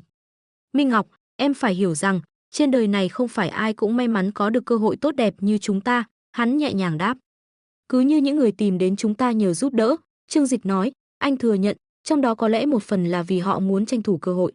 Nhưng phần lớn họ thực sự đang gặp khó khăn, không còn cách nào khác nên mới gửi gắm hy vọng vào anh. Nói đến đây, hắn bật cười, cứ thử nghĩ mà xem, nếu tôi hiện tại trở thành một người nghèo kiết xác, không một xu dính túi, thì với kinh nghiệm tích lũy bao năm lăn lộn trong giới kinh doanh, anh vẫn có thể vực dậy cuộc sống nhanh hơn nhiều so với người bình thường. Như những người nông dân, dù làm việc vất vả hơn rất nhiều so với những lãnh đạo trong thành phố, tiền họ kiếm được cũng chỉ bằng 10% của người ta, có thể nói họ lười biếng được sao? Trương Dịch lắc đầu, không phải, chỉ là họ không có điều kiện tốt như chúng ta thôi. Vì vậy, không cần trách họ chỉ vì họ đến nhờ ta giúp đỡ. Nghe những lời của Trương Dịch, Tô Minh Ngọc không khỏi lặng người suy nghĩ. Cô chợt nhận ra, bản thân đã sống trong xã hội thượng lưu quá lâu, dường như đã quên mất cuộc sống của tầng lớp dưới như thế nào. Nhưng, chúng ta đâu thể giúp hết được, cô lúng túng nói. Đất nước này có hơn 1 tỷ dân, chắc chắn luôn có người giàu kẻ nghèo. Những nơi như Đại Thanh Sơn, nơi anh đã trợ giúp, trên cả nước nhiều không đếm xuể. Tập đoàn Thịnh Thế của chúng ta cũng không có tài lực lớn đến vậy. Trương Dịch nhấp một ngụm trà, mỉm cười nhìn cô, anh chỉ nói rằng chúng ta cần hiểu họ, chứ đâu bảo phải giúp tất cả. Tô Minh Ngọc tròn mắt, thế sao nãy giờ anh cứ giảng giải mãi mấy chuyện đại đạo lý đó? Trương Dịch cười nhạt, anh nói vậy để em đừng quá ngạo mạn, khinh thường những người ở tầng lớp thấp. Anh xuất thân từ tầng lớp đó, nên tôi hiểu rõ tiềm năng của họ lớn đến nhường nào. Ai biết được, có khi chính sự kiêu ngạo đó lại khiến em lật thuyền trong tương lai. Hắn tiếp tục, nhưng đúng là chúng ta không thể làm những chiến dịch quy mô lớn để giúp đỡ người nghèo. Đạt thì giúp thiên hạ, nghèo thì lo thân mình, việc gì cũng phải cân nhắc theo khả năng. Tô Minh Ngọc gật đầu, nhưng vẫn chưa rõ lắm, vậy chúng ta nên làm thế nào? Ghi lại thông tin cơ bản của những người đến nhờ giúp đỡ, sau đó cử người điều tra thực tế. rút ra danh sách 20 khu vực nghèo khó nhất để hỗ trợ. Những nơi còn lại thì tạm thời chưa cần quan tâm, Trương Dịch giải thích. Dĩ nhiên, mức hỗ trợ sẽ không giống như ở Đại Thanh Sơn. Mỗi nơi chỉ khoảng 50 triệu thôi, tổng cộng sẽ được kiểm soát trong mức 1 tỷ. Tô Minh Ngọc tròn mắt nhìn hắn, 1 tỷ, chẳng phải anh đã đầu tư riêng cho Đại Thanh Sơn đến 1 tỷ rồi sao? Những nơi khác cộng lại cũng chỉ bằng thế thôi. Trương Dịch nhún vai, đúng vậy, những chuyện này vốn tùy tâm người làm từ thiện. Anh chỉ đầu tư cho Đại Thanh Sơn vì nể mặt Lâm Vũ Hàm, còn những nơi khác, anh không có cảm xúc gì đặc biệt. Chỉ làm vì nhân đạo, đưa vài chục triệu là đã đủ lớn lao rồi. Hắn khẽ cười, nhấp thêm một ngụm trà, anh không phải thánh nhân, cũng không định cống hiến tất cả cho người khác. Nghe vậy, Tô Minh Ngọc bật cười, như vậy cũng hợp lý. Vừa giúp được những người thực sự cần, lại có thể tránh được miệng lưỡi thiên hạ, đúng là ý kiến hay. Sau này, việc quyên góp này nên trở thành thông lệ, Trương Dịch nói thêm. Mỗi năm, chúng ta đều nên dành ra 1 tỷ để hỗ trợ phát triển các khu vực nghèo khó. Mặc dù sức ảnh hưởng của Trương Dịch không thể so sánh với một quốc gia, nhưng với vị thế là một trong những tỷ phú giàu nhất thế giới, lọt vào top 10 người giàu có toàn cầu, mỗi bước đi của hắn đều mang ý nghĩa sâu xa và có thể tác động mạnh mẽ đến nhiều khu vực. Chẳng hạn, chỉ riêng khoản đầu tư 10 tỷ đồng vào dự án phát triển Đại Thanh Sơn đã tạo công ăn việc làm cho hàng chục ngàn người ở khu vực xung quanh. Không chỉ dừng lại ở đó, Trương Dịch cam kết mỗi năm sẽ tiếp tục hỗ trợ các dự án tương tự, mang lại cơ hội cải thiện cuộc sống cho hàng triệu người trên khắp cả nước. Được rồi, em hiểu mà, những khoản quyên góp này với chúng ta chẳng phải vấn đề gì lớn, mà còn giúp giảm bớt thuế khi kê khai. Hoàn toàn đáng để làm, Tô Minh Ngọc gật đầu, vừa nói vừa ghi nhanh những chỉ thị của Trương Dịch vào sổ tay, sẵn sàng triển khai ngay. À, gần đây còn có người đến gặp anh đấy, cô nói thêm. Ai vậy? Trương Dịch nhướng mày, khẽ day trán, thư giãn trên chiếc sofa nhập khẩu cao cấp từ Ý, giọng điệu hờ hững. Là phó chủ tịch tập đoàn Mediatek, Trần Tử Duy. Hình như anh ta muốn mời anh đến thăm đảo Đông Cực, Tô Minh Ngọc trả lời. Trong đầu Trương Dịch lập tức hiện lên hình ảnh một thanh niên hơn 30 tuổi, cao gầy và già dặn. Máy in chip 3D của Thịnh Thế tập đoàn không chỉ vượt xa Mediatek về công nghệ mà còn khiến mọi công ty, cá nhân đều có thể sản xuất các sản phẩm cạnh tranh với Mediatek. Tất nhiên, không phải ai cũng có đủ tài chính để sở hữu thiết bị này, vì giá của nó lên đến 5 tỷ USD mỗi chiếc. Trên thế giới, chỉ có rất ít tập đoàn đủ khả năng mua chúng. Mediatek cũng từng mua một chiếc máy in từ Thịnh Thế để vừa sản xuất vừa tìm cách phân tích và sao chép công nghệ. Nhưng đáng tiếc, thiết bị này quá phức tạp, vượt xa thời đại hiện tại cả trăm năm. Ngay cả đội ngũ kỹ sư giỏi nhất của Mediatek cũng không thể hiểu nổi cấu tạo, chứ đừng nói đến việc tái tạo nó. Vì thế, Mediatek từ vị thế dẫn đầu trong ngành bán dẫn đã buộc phải lùi bước trước Thịnh Thế tập đoàn. Nhận ra sự chênh lệch này từ sớm, Trần Tử Duy đã lựa chọn khôn ngoan, đầu quân tạm thời cho Trương Dịch. Tình hình bên phía Trần Tử Duy, anh dự định xử lý thế nào? Ánh mắt Tô Minh Ngọc lấp lánh khi nhìn về phía Trương Dịch. Dù sao đây cũng là một cuộc tiếp xúc cấp cao, hoàn toàn không giống những giao thiệp thông thường. Đảo Đông Cực hay tập đoàn Mediatek đều là những cái tên mang ý nghĩa không nhỏ, cả về kinh tế lẫn chính trị. Trương Dịch cân nhắc một lát, rồi chậm rãi lau khóe môi và nói, chuyện này anh cần bàn bạc trước với lãnh đạo, xem thái độ của họ thế nào. Nếu họ yêu cầu, anh sẽ đích thân đi một chuyến. Tô Minh Ngọc gật đầu đồng tình, anh nói đúng, chuyện này cần được xử lý cẩn thận. Hiện tại, mọi khía cạnh đều rất nhạy cảm, tự ý quyết định hoặc làm lớn chuyện đều không phải cách hay. Để anh nói chuyện với ông Viên, nhờ ông ấy truyền đạt ý kiến của anh lên cấp trên, Trương Dịch nói thêm. Được, anh cứ quyết định, em sẽ lo việc giải quyết các đại diện từ khu vực bên ngoài, Tô Minh Ngọc đáp. Cô thu dọn sổ tay ghi chép, chuẩn bị đi xử lý danh sách các khu vực cần hỗ trợ. Đồng thời, cô cũng sắp xếp người xuống từng nơi để điều tra thực tế và lựa chọn những nơi cần trợ giúp. Sau khi Tô Minh Ngọc rời đi, Trương Dịch lập tức gọi cho Viên Chí Quốc, cha vợ tương lai của mình. Thời gian qua, mối quan hệ giữa Trương Dịch và Viên Chí Quốc đã cải thiện đáng kể. Nhờ sự tác động của Trương Dịch, ba cũng thường xuyên về thăm gia đình. Điều này khiến người đàn ông trung niên ngoài 50 tuổi lần đầu cảm nhận được sự ấm áp của gia đình. Vì vậy, dù trong lòng vẫn còn chút băn khoăn về Trương Dịch, nhưng ông ta cũng dần chấp nhận hắn. Trương Dịch, lại gọi tôi, có chuyện gì đây? Viên Chí Quốc bắt máy, giọng điệu chẳng mấy khách sáo. Thái độ này không phải vì ông ghét Trương Dịch, mà ngược lại, bởi ông đã xem hắn như con rể. Nếu là một doanh nhân hoặc quan chức xa lạ gọi đến, chắc chắn ông sẽ giữ thái độ lịch sự hơn nhiều. Trương Dịch bật cười, chú Viên, chẳng lẽ không có chuyện gì con cũng không được gọi để trò chuyện với chú sao? Dạo này sức khỏe ngài thế nào? Lần trước ba nói chú bị đau lưng. Để con tìm một bác sĩ đông y giỏi giúp chú massage nhé. Hừ, thôi đi, tôi còn không hiểu cậu sao? Cậu bận rộn trăm công nghìn việc, không có lý do gì lại rảnh rỗi gọi cho tôi đâu. Có chuyện gì thì nói thẳng đi, Viên Chí Quốc nói thẳng. Trương Dịch nhún vai, không phủ nhận, đúng là ông Viên vẫn còn chút thành kiến với hắn, dù sao không cha mẹ nào muốn con gái mình lấy một người bị mang tiếng là Đào Hoa. Hơn nữa, chính Trương Dịch từng khiến ông Viên khó xử khi công khai chuyện riêng tư của ông với một nữ phóng viên. Điều này khiến ông khó lòng hoàn toàn thiện cảm với hắn. Chú Viên, sao chú lại nghĩ con là người như vậy chứ? Trương Dịch cười đáp. Được rồi, đừng lấp liếm, có chuyện gì thì nói đi. Vậy con cũng không dài dòng nữa, chuyện là thế này, tập đoàn Thịnh Thế trước đây có hợp tác với Mediatek. Họ từng mua máy in chip Hải Âu của chúng ta, chú có biết chuyện này không? Khi câu chuyện trở nên nghiêm túc, thái độ của Viên Chí Quốc cũng thay đổi ngay lập tức, đầy nghiêm nghị. Chuyện này, tất nhiên tôi biết rõ, trước đây các cậu bán thiết bị lớn đến vậy, giá tận 5 tỷ đô la Mỹ một chiếc, cả thế giới ai mà không biết. Ông ngừng lại một chút, rồi nói tiếp. Nhưng mà, những công ty đủ khả năng mua được cái máy đó trên toàn thế giới chắc cũng chỉ đếm trên đầu ngón tay. Hơn nữa, tập đoàn Mediatek vốn đã nằm trong danh sách đặc biệt được chúng tôi quan tâm, có chuyện gì giữa cậu và họ à? Trương Dịch nhấp một ngụm trà, rồi chậm rãi trả lời. Gần đây, Phó Chủ tịch tập đoàn Mediatek, Trần Tử Duy, tìm đến con. Anh ta hy vọng tôi có thể đến đảo Đông Cực chỉ đạo công việc. Thực ra, trước đó anh ta cũng từng đề cập qua, nhưng con nghĩ chỉ là xã giao nên không để tâm. Không ngờ lần này anh ta thực sự tìm đến tận cửa. Viên Chí Quốc trầm ngâm một lúc, rồi cất giọng đầy suy tư. Ý cậu khi gọi điện cho tôi là muốn hỏi xem có nên đi hay không, đúng không? Đúng vậy, dù sao quan hệ hiện tại giữa chúng ta và phía đảo Đông Cực cũng khá nhạy cảm. Hơn nữa, với vị trí của con bây giờ, việc đi hay không đi cần được cân nhắc cẩn thận, con muốn xin ý kiến cấp trên trước. Viên Chí Quốc khẽ gật đầu, trong lòng thầm nghĩ, thằng nhóc này làm việc đúng là cẩn trọng, không giống cái cách nó hành xử với phụ nữ đầy bốc đồng. Được rồi, tôi hiểu rồi, tôi sẽ trao đổi với cấp trên và sẽ sớm trả lời cậu một cách rõ ràng. Vậy thì tốt quá, cảm ơn chú Viên. Được rồi, không có gì nữa thì tôi đi ăn tối đây, Viên Chí Quốc định kết thúc cuộc gọi để báo cáo lại với cấp trên. Đợi đã, chú Viên, con còn một chuyện nữa muốn nói với chú. Ồ, chuyện gì nữa đây? Viên Chí Quốc hỏi, giọng có chút tò mò. Lần này là chuyện cá nhân thôi, Trương Dịch đáp, kèm theo một nụ cười tinh quái. Chuyện cá nhân à? Chuyện gì? Chuyện giữa chú và cô phóng viên nổi tiếng đó. Giọng Trương Dịch tràn ngập hài hước. Chú và cô ấy giữ mối quan hệ kín đáo như vậy cũng đã vài năm rồi. Thực lòng mà nói, chú vẫn chưa tái hôn, cô ấy cũng chưa lập gia đình. Trở ngại duy nhất chính là ba, con gái chú. Thú thật, duy trì mối quan hệ kiểu này mãi cũng không ổn. Nếu một ngày nào đó bị người khác phát hiện, thì sẽ chẳng hay ho gì đâu. Vậy nên, để chú được quang minh chính đại kết hôn với Phương Tình, con sẽ nói chuyện với ba. Con sẽ thuyết phục cô ấy chấp nhận cô Phương.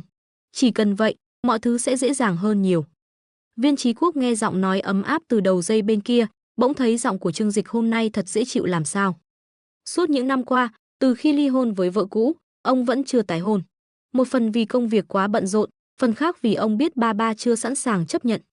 Mối quan hệ giữa ông và Phương Tình đã kéo dài hơn 7-8 năm nhưng vẫn phải giữ trong bóng tối. Không ít lần, Viên Chí Quốc đã khéo léo hỏi ý ba về việc ông tái hôn. Nhưng mỗi lần nhắc đến, cô gái nhỏ lại nổi giận, cho rằng ông chỉ vì yêu người khác mà dùng bỏ mẹ cô.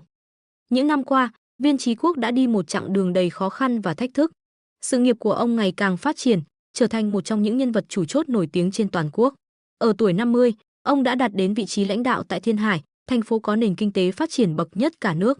Đây là một bước đệm quan trọng, bởi những người từng đảm nhiệm vị trí này sau đó thường tiến lên các cấp lãnh đạo cao hơn tại Thịnh Kinh, trung tâm quyền lực cả nước. Tuy nhiên, làm quan không phải lúc nào cũng thuận lợi. Cái giá phải trả là gia đình không được êm ấm. Suốt nhiều năm qua, mối quan hệ giữa ông và con gái không được hòa hợp, khiến ông không dám tùy tiện nghĩ đến việc tái hôn. Ngay cả mối quan hệ với Phương Tình cũng luôn phải giữ kín.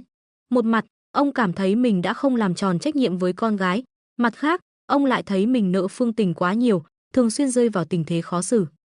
Vì vậy, khi Trương Dịch đề nghị giúp ông thuyết phục ba, Viên Chí Quốc đã không giấu nổi sự cảm động. Khụ, Tiểu Trương à, chuyện đó có thật không? Từ trước đến nay ba vẫn rất phản đối việc tôi tái hôn, ông nói, vẻ mặt đầy lo lắng. Trương Dịch mỉm cười đáp, trước đây có thể đúng như vậy. Nhưng sau chuyện xảy ra với mẹ cô ấy, Bo đã dần nhận ra nguyên nhân ly hôn ngày trước không phải hoàn toàn do chú. Con nghĩ, cô ấy đã không còn oán trách chú nhiều nữa. Thậm chí, cô ấy sẽ ủng hộ chú tìm kiếm hạnh phúc mới. Hơn nữa, có con ở đây giúp chú nói chuyện với cô ấy mà. Nghe Trương Dịch nói vậy, Viên Chí Quốc cảm thấy nhẹ nhõm hơn. Dù gì đi nữa, Ba ba vẫn luôn tin tưởng và nghe lời Trương Dịch. Nhiều lúc, ông thậm chí còn cảm thấy ghen tị với mối quan hệ đó. Nhưng nghĩ lại, ông không thể phủ nhận những gì Trương Dịch đã làm cho con gái mình. Trong những năm ông bận rộn với công việc, Trương Dịch là người đã chăm sóc, dạy dỗ ba ba tận tình, khiến cô tìm thấy sự yêu thương và che chở mà đáng lẽ ông phải mang lại. Nhiều lần, ông đã thấy con gái mình ôm lấy cổ Trương Dịch và gọi anh là ba. Điều đó khiến Viên Chí Quốc không khỏi chạnh lòng. Ông khẽ thở dài. Trương Dịch, nếu cậu có thể thuyết phục Tiểu Nghiên đồng ý, tôi thật sự cảm kích. Dù sao, là một người đàn ông, không thể cho người phụ nữ mình yêu một danh phận là điều đau lòng nhất. Trương Dịch gật đầu, đáp, chú yên tâm, chuyện này cứ để cháu lo. Con sẽ thuyết phục ba ba đồng ý cho chú và Phương Tình tái hôn. Thuyết phục Bo Bo không phải là chuyện dễ dàng, nhưng trên đời này, có lẽ chỉ Trương Dịch mới làm được. Chính hắn là người đã cứu Bo Bo khỏi vực thẳm khi cô rơi vào tuyệt vọng. Kết thúc cuộc gọi với Viên Chí Quốc, Trương Dịch thong thả đi ra cửa và hỏi cô hầu gái đang đứng bên cạnh, tiểu thư ba ba có nhà không? Người hầu trong bộ đồng phục phong cách Anh Quốc khẽ khom người, đáp, thưa ngài, tiểu thư ba ba đang quay MV cho ca khúc mới, cô ấy nói sẽ về muộn. Trương Dịch mỉm cười, lẩm bẩm, muộn à, chắc lại chạy đi chơi với Triệu Thế Hy nữa rồi. Cái cô bé này, chẳng thể ở yên trong nhà được một ngày. Trang viên Hemingway dù rộng lớn và sang trọng, nhưng sự náo nhiệt bên ngoài thế giới vẫn luôn hấp dẫn cô gái trẻ như ba ba. Trương Dịch vốn không phải kiểu người kiên nhẫn ngồi đợi quá lâu ở một chỗ, nhưng ba ba và Triệu Thế Hy, hai cô gái trẻ trung, xinh đẹp, lại khó lòng chịu được cảm giác cô đơn như thế. Tuy nhiên, cả hai luôn có 10 nữ vệ sĩ do Trương Dịch sắp xếp ở bên cạnh, và hơn nữa mối quan hệ của họ với Trương Dịch cũng đã quá rõ ràng trong mắt công chúng, nên chẳng ai dám làm phiền họ. Chút nữa, gọi điện bảo các cô ấy biết tôi đã về nhà rồi, nhắn các cô ấy tối nay đừng về muộn. Người hầu gái gật đầu, khẽ đáp, vâng, thưa chủ nhân. Sau khi dặn dò người hầu, Trương Dịch ra lệnh cho người hầu chuẩn bị xe. Đến khi bước ra cửa, chiếc Bentley Mulsanne đã đợi sẵn ở lối đi. Trương Dịch cầm chìa khóa từ tay người hầu, rồi tự mình lái xe rời khỏi khu trang viên. Khoảng 1 giờ sau, anh đã đến khu vực phía đông thành phố Thiên Hải, ven bờ Đại Hạ Vịnh. Khu vực này nổi tiếng với sự hoang vắng, ngay cả trong ngày thường, khung cảnh hiu quạnh của nơi đây cũng đủ để khiến người ta cảm thấy lạnh lẽo. Nơi đây không có mấy người qua lại, nhưng lại chính là địa điểm đặt công xưởng tuyệt mật của Trương Dịch, đồng thời cũng là nơi chứa đựng mọi bí mật của hắn. Công xưởng với kiến trúc hình vuông trải dài, trông tựa như trò chơi xếp hình Tetris, sừng sững bên quốc lộ ven biển. Trương Dịch đã không ghé qua đây một thời gian dài, dù nơi này vẫn ngày ngày phát triển công nghệ tiên tiến, dần thu hẹp khoảng cách giữa hiện tại và tương lai 500 năm sau. Mỗi lần quay lại, hắn đều chờ mong những điều bất ngờ lớn lao. Trương Dịch vừa bước khỏi xe, chuẩn bị vào cổng chính, thì nghe tiếng hò hét từ phía xa. Quay đầu lại, hắn thấy vài thanh niên đang lái Porsche, chỉ trỏ và gọi lớn. Trời ạ, người kia trông giống Trương Dịch quá. Có khi nào là anh ta không, mà anh ta tới chỗ hoang vu này làm gì nhỉ? Mau qua đó xem, nếu đúng là anh ta, thì phải chụp ảnh ngay. Nhận thấy sự chú ý không cần thiết, Trương Dịch bước nhanh vào trong. Trước khi vào, hắn ra lệnh. Nguyệt Thần, xóa hết ảnh chụp trong điện thoại của họ. Một giọng nói máy móc vang lên trong tai hắn. Vâng, thưa chủ nhân. Vài phút sau, nhóm thanh niên kia phát hiện điện thoại của họ bỗng tối đen, không cách nào mở lên. Quái thật, điện thoại của tôi bị gì thế này? Đúng rồi, của tôi cũng thế. Chắc là gặp ma rồi. Không có cách nào khác, họ đành lên xe và rời đi, để lại vẻ mặt đầy tiếc nuối. Bên trong công xưởng, Trương Dịch lập tức bị cuốn hút bởi hàng loạt thiết bị công nghiệp hiện đại quy mô lớn. Chúng được chế tạo vô cùng tinh xảo, mỗi món đồ dường như đều bước ra từ một bộ phim khoa học viễn tưởng.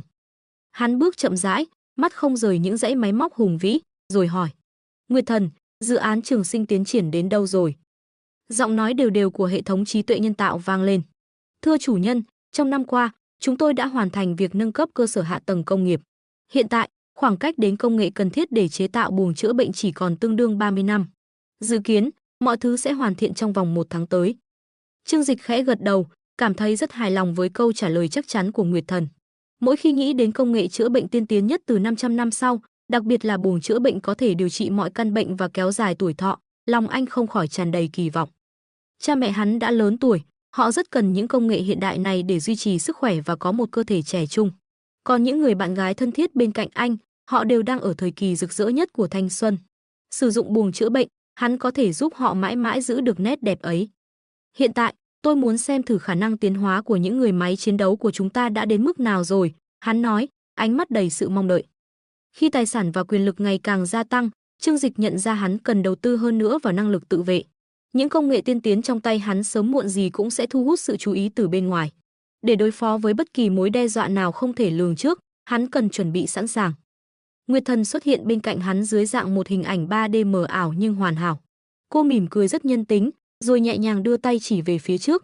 "Chủ nhân, mời ngài đi theo tôi." Nói xong, cô bước đi, đôi chân dài hoàn hảo khẽ sải, vòng eo uyển chuyển và dáng điệu nhịp nhàng. Là một trí tuệ nhân tạo siêu việt, mỗi đường nét và tỷ lệ cơ thể của cô đều được thiết kế đạt đến mức hoàn mỹ. Trên thế giới này, không ai có thể không bị thu hút bởi vẻ đẹp của cô. Ngay cả Trương Dịch, vốn đã quen thuộc với những mỹ nhân hàng đầu, cũng không khỏi dao động trong lòng.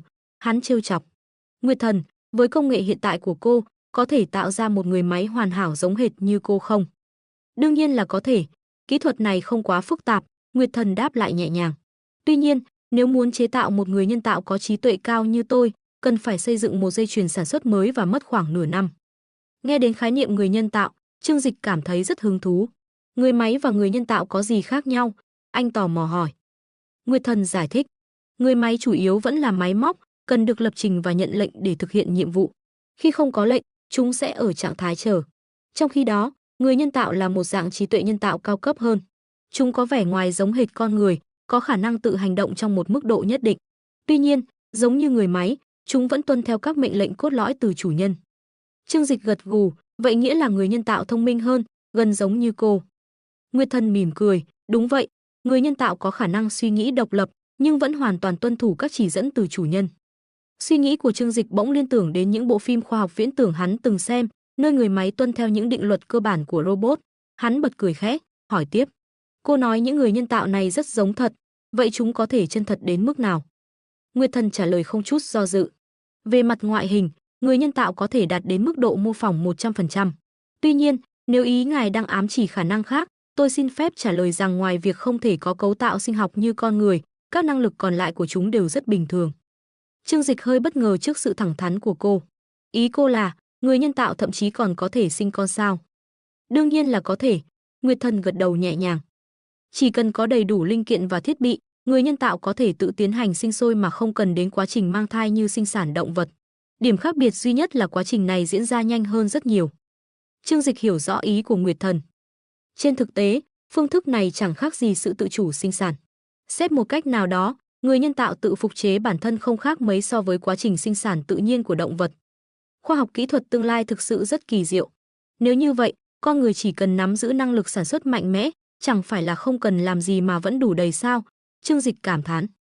Đúng vậy, Nguyệt Thần đáp. Trong tương lai, mỗi người đều sẽ có một người máy chuyên phục vụ riêng.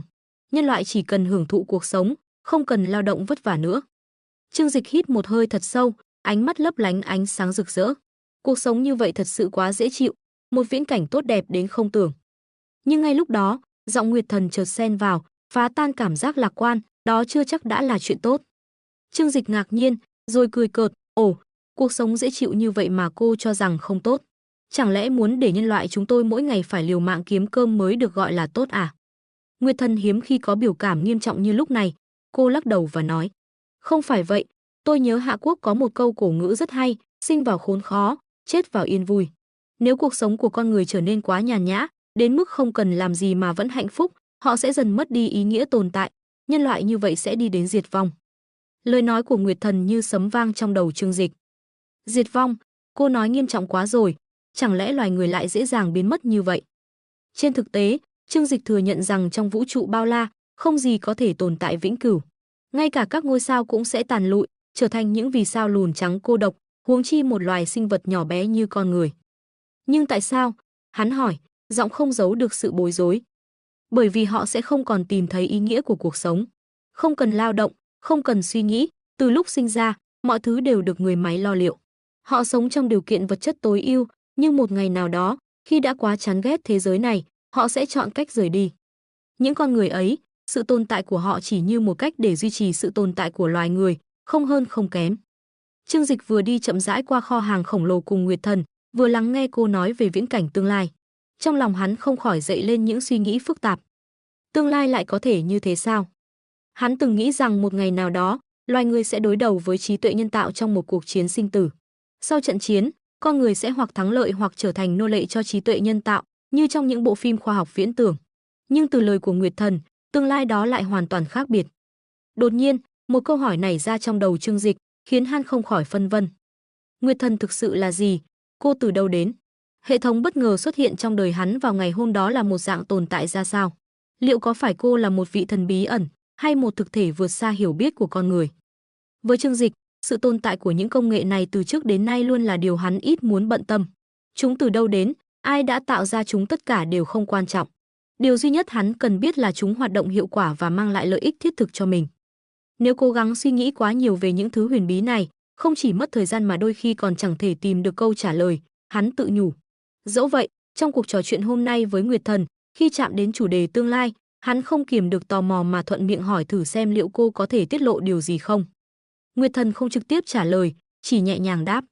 Hiện tại, có một số điều vẫn còn quá sớm để ngài biết. Khi ngài đạt đến giai đoạn thứ 3 của hệ thống, tôi sẽ nói cho ngài tất cả. Trương Dịch nhún vai, tỏ vẻ không quá bất ngờ. Xem ra sự thật mà cô nhắc đến hẳn phải rất chấn động, đến mức ngay cả tôi cũng chưa đủ tư cách để biết sao. Nguyệt Thần khẽ cười, một nụ cười rạng rỡ và đầy bí ẩn, điều mà Trương Dịch rất ít khi thấy. Ngài còn kém xa lắm, cô đáp, giọng nói pha chút dí dỏm. Tối thiểu, ngài cần trở thành người sở hữu tài sản khổng lồ nhất thế giới. Khi đó, ngài mới chỉ đặt chân vào ngưỡng cửa của sự thật. Lời nói của cô khiến Trương Dịch bất giác rùng mình. Hắn cảm thấy tương lai dường như trở nên vừa thần bí vừa hấp dẫn đến lạ kỳ. Liệu đó sẽ là những cuộc chiến giữa các thiên hà, hay một cuộc xâm lược của các sinh vật ngoài hành tinh, hoặc có thể là thảm họa tiểu hành tinh va chạm trái đất, dẫn đến một cuộc di dân liên hành tinh. Những suy đoán ấy không ngừng hiện lên trong đầu hắn, khiến hắn cảm thấy bản thân giống như niềm hy vọng của nhân loại. Thật vậy, chỉ có hắn được tiếp cận với những công nghệ đến từ tương lai. Nguyệt Thần, một trí tuệ nhân tạo xuyên thời gian, chính là minh chứng cho điều đó. Mọi sự hỗ trợ mà cô dành cho hắn đều trở nên vô cùng hợp lý khi đặt trong bối cảnh này. Hệ thống mở khóa giai đoạn thứ 3 yêu cầu gì? Anh hỏi. Điều kiện cần thiết là trở thành một thủ phủ thực thụ trên toàn cầu, Nguyệt Thần giải thích. Không chỉ đơn thuần xuất hiện trên bảng xếp hạng giàu có, mà ngài phải nắm trong tay các dự án có ảnh hưởng đến toàn nhân loại. Tuy nhiên, ngay cả như vậy, đó cũng chỉ mới là khởi đầu. Trương Dịch thở dài, cảm thán. Con đường của tôi quả thật còn rất dài. Hắn quay sang nhìn Nguyệt Thần, không giấu nổi nụ cười thích thú. Càng nghe, tôi càng nhận ra mình cần phải bảo vệ bản thân thật tốt. Cô hãy chăm chút kỹ lưỡng cho đội ngũ người máy chiến đấu của tôi nhé. Nguyệt Thần gật đầu, vẻ mặt nghiêm nghị. Đó là điều đương nhiên, ngài không cần nói, tôi cũng đã lên kế hoạch. Vũ trang là điều kiện không thể thiếu để ngài trở thành người nắm giữ quyền lực tuyệt đối. Lời khẳng định của cô khiến Trương Dịch hơi giật mình. Quyền lực tuyệt đối sao? Hắn bắt đầu nhận ra rằng mục tiêu cuối cùng của hệ thống chính là biến hắn trở thành người lãnh đạo toàn cầu, người đủ sức giúp Nguyệt Thần hoàn thành sứ mệnh đã khiến cô xuyên thời gian để gặp hắn. Thôi, mặc kệ, chỉ cần làm theo hướng dẫn của hệ thống, cầm Đăng Long kiếm, tiến thẳng về phía trước là được. Hắn nhún vai, cố gắng không nghĩ quá nhiều. Hai người bước tới một khu nhà kho khổng lồ. Trước mặt họ là một cánh cửa hợp kim màu bạc, cao tới hơn 10 mét. Trương Dịch cau mày, tò mò hỏi. Trong này chứa gì mà phải cần một cánh cửa lớn thế này? Nguyệt Thần nở nụ cười nhẹ. Đây là hệ thống vũ trang tuyệt đối mà tôi chuẩn bị cho ngài. Chúng được thiết kế để đảm bảo an toàn tuyệt đối cho ngài và tài sản của ngài trước mọi mối đe dọa. Nguyệt Thần nhẹ nhàng vươn tay, cánh cửa khổng lồ trước mặt từ từ mở ra, từng chút tách sang hai bên. Trương Dịch nhìn chăm chú, ánh mắt lóe lên trước ánh sáng u ám chậm rãi tràn ra từ bên trong. Ngài đang mang trên vai trách nhiệm vô cùng quan trọng, và nhiệm vụ lần này tôi không thể để xảy ra bất kỳ sai sót nào. Vì vậy, việc trang bị lực lượng vũ trang là điều bắt buộc. Tuy nhiên, do hạn chế về tài nguyên, công nghiệp và ngân sách, hiện tại tôi chỉ có thể chuẩn bị một sức mạnh đủ để hủy diệt một lực lượng siêu cấp quy mô trung bình. Trước mắt Trương Dịch, cánh cửa kim loại khổng lồ dần hé lộ cảnh tượng bên trong kho hàng, để lộ hai cỗ máy khổng lồ khiến hắn choáng ngợp trong giây lát.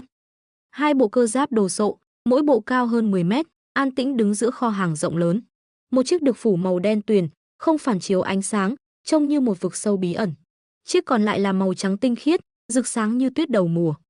Cơ giáp, Trương Dịch thốt lên, giọng không giấu nổi sự phấn khích. Những hình ảnh này dường như bước ra từ phim ảnh hay anime khoa học viễn tưởng tuyệt đẹp và đầy sức mạnh. Trời ạ, tuyệt quá!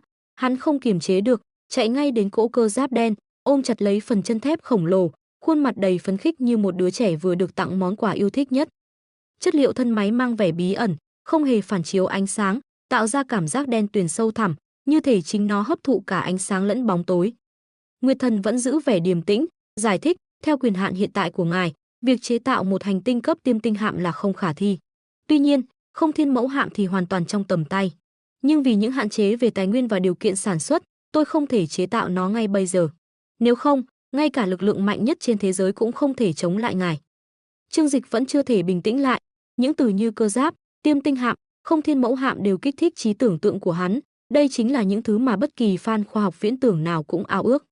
500 năm nữa, những thứ này quả nhiên sẽ trở thành hiện thực, hắn mỉm cười, lòng đầy tự hào. Thế còn nguồn năng lượng thì sao? Làm sao để cung cấp năng lượng cho cỗ máy này? Trương Dịch tò mò hỏi. Nguyệt Thần đáp, nguồn năng lượng được mua qua ám võng với giá rất cao. Nghe thế, Trương Dịch không nhịn được giơ ngón cái lên tán thưởng, cô thật sự quá đỉnh. Dựa vào thời gian mà kỹ thuật năng lượng 500 năm tới đã đạt được, hắn đoán đây hẳn là những nguồn năng lượng tối tân nhất, vượt xa mọi giới hạn hiện tại. Có mấy thứ này, sau này ai còn dám động đến tôi?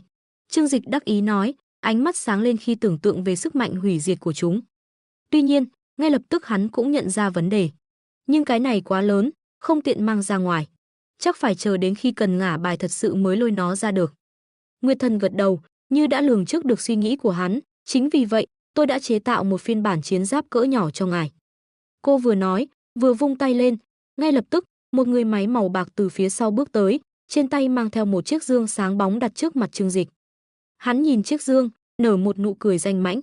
Này, đừng nói với tôi đây là khải giáp Iron Man đấy nhé. Nguyệt Thần nghiêng đầu, đôi mắt đầy kiêu hãnh, xin đừng coi thường kỹ thuật chế tạo của tôi.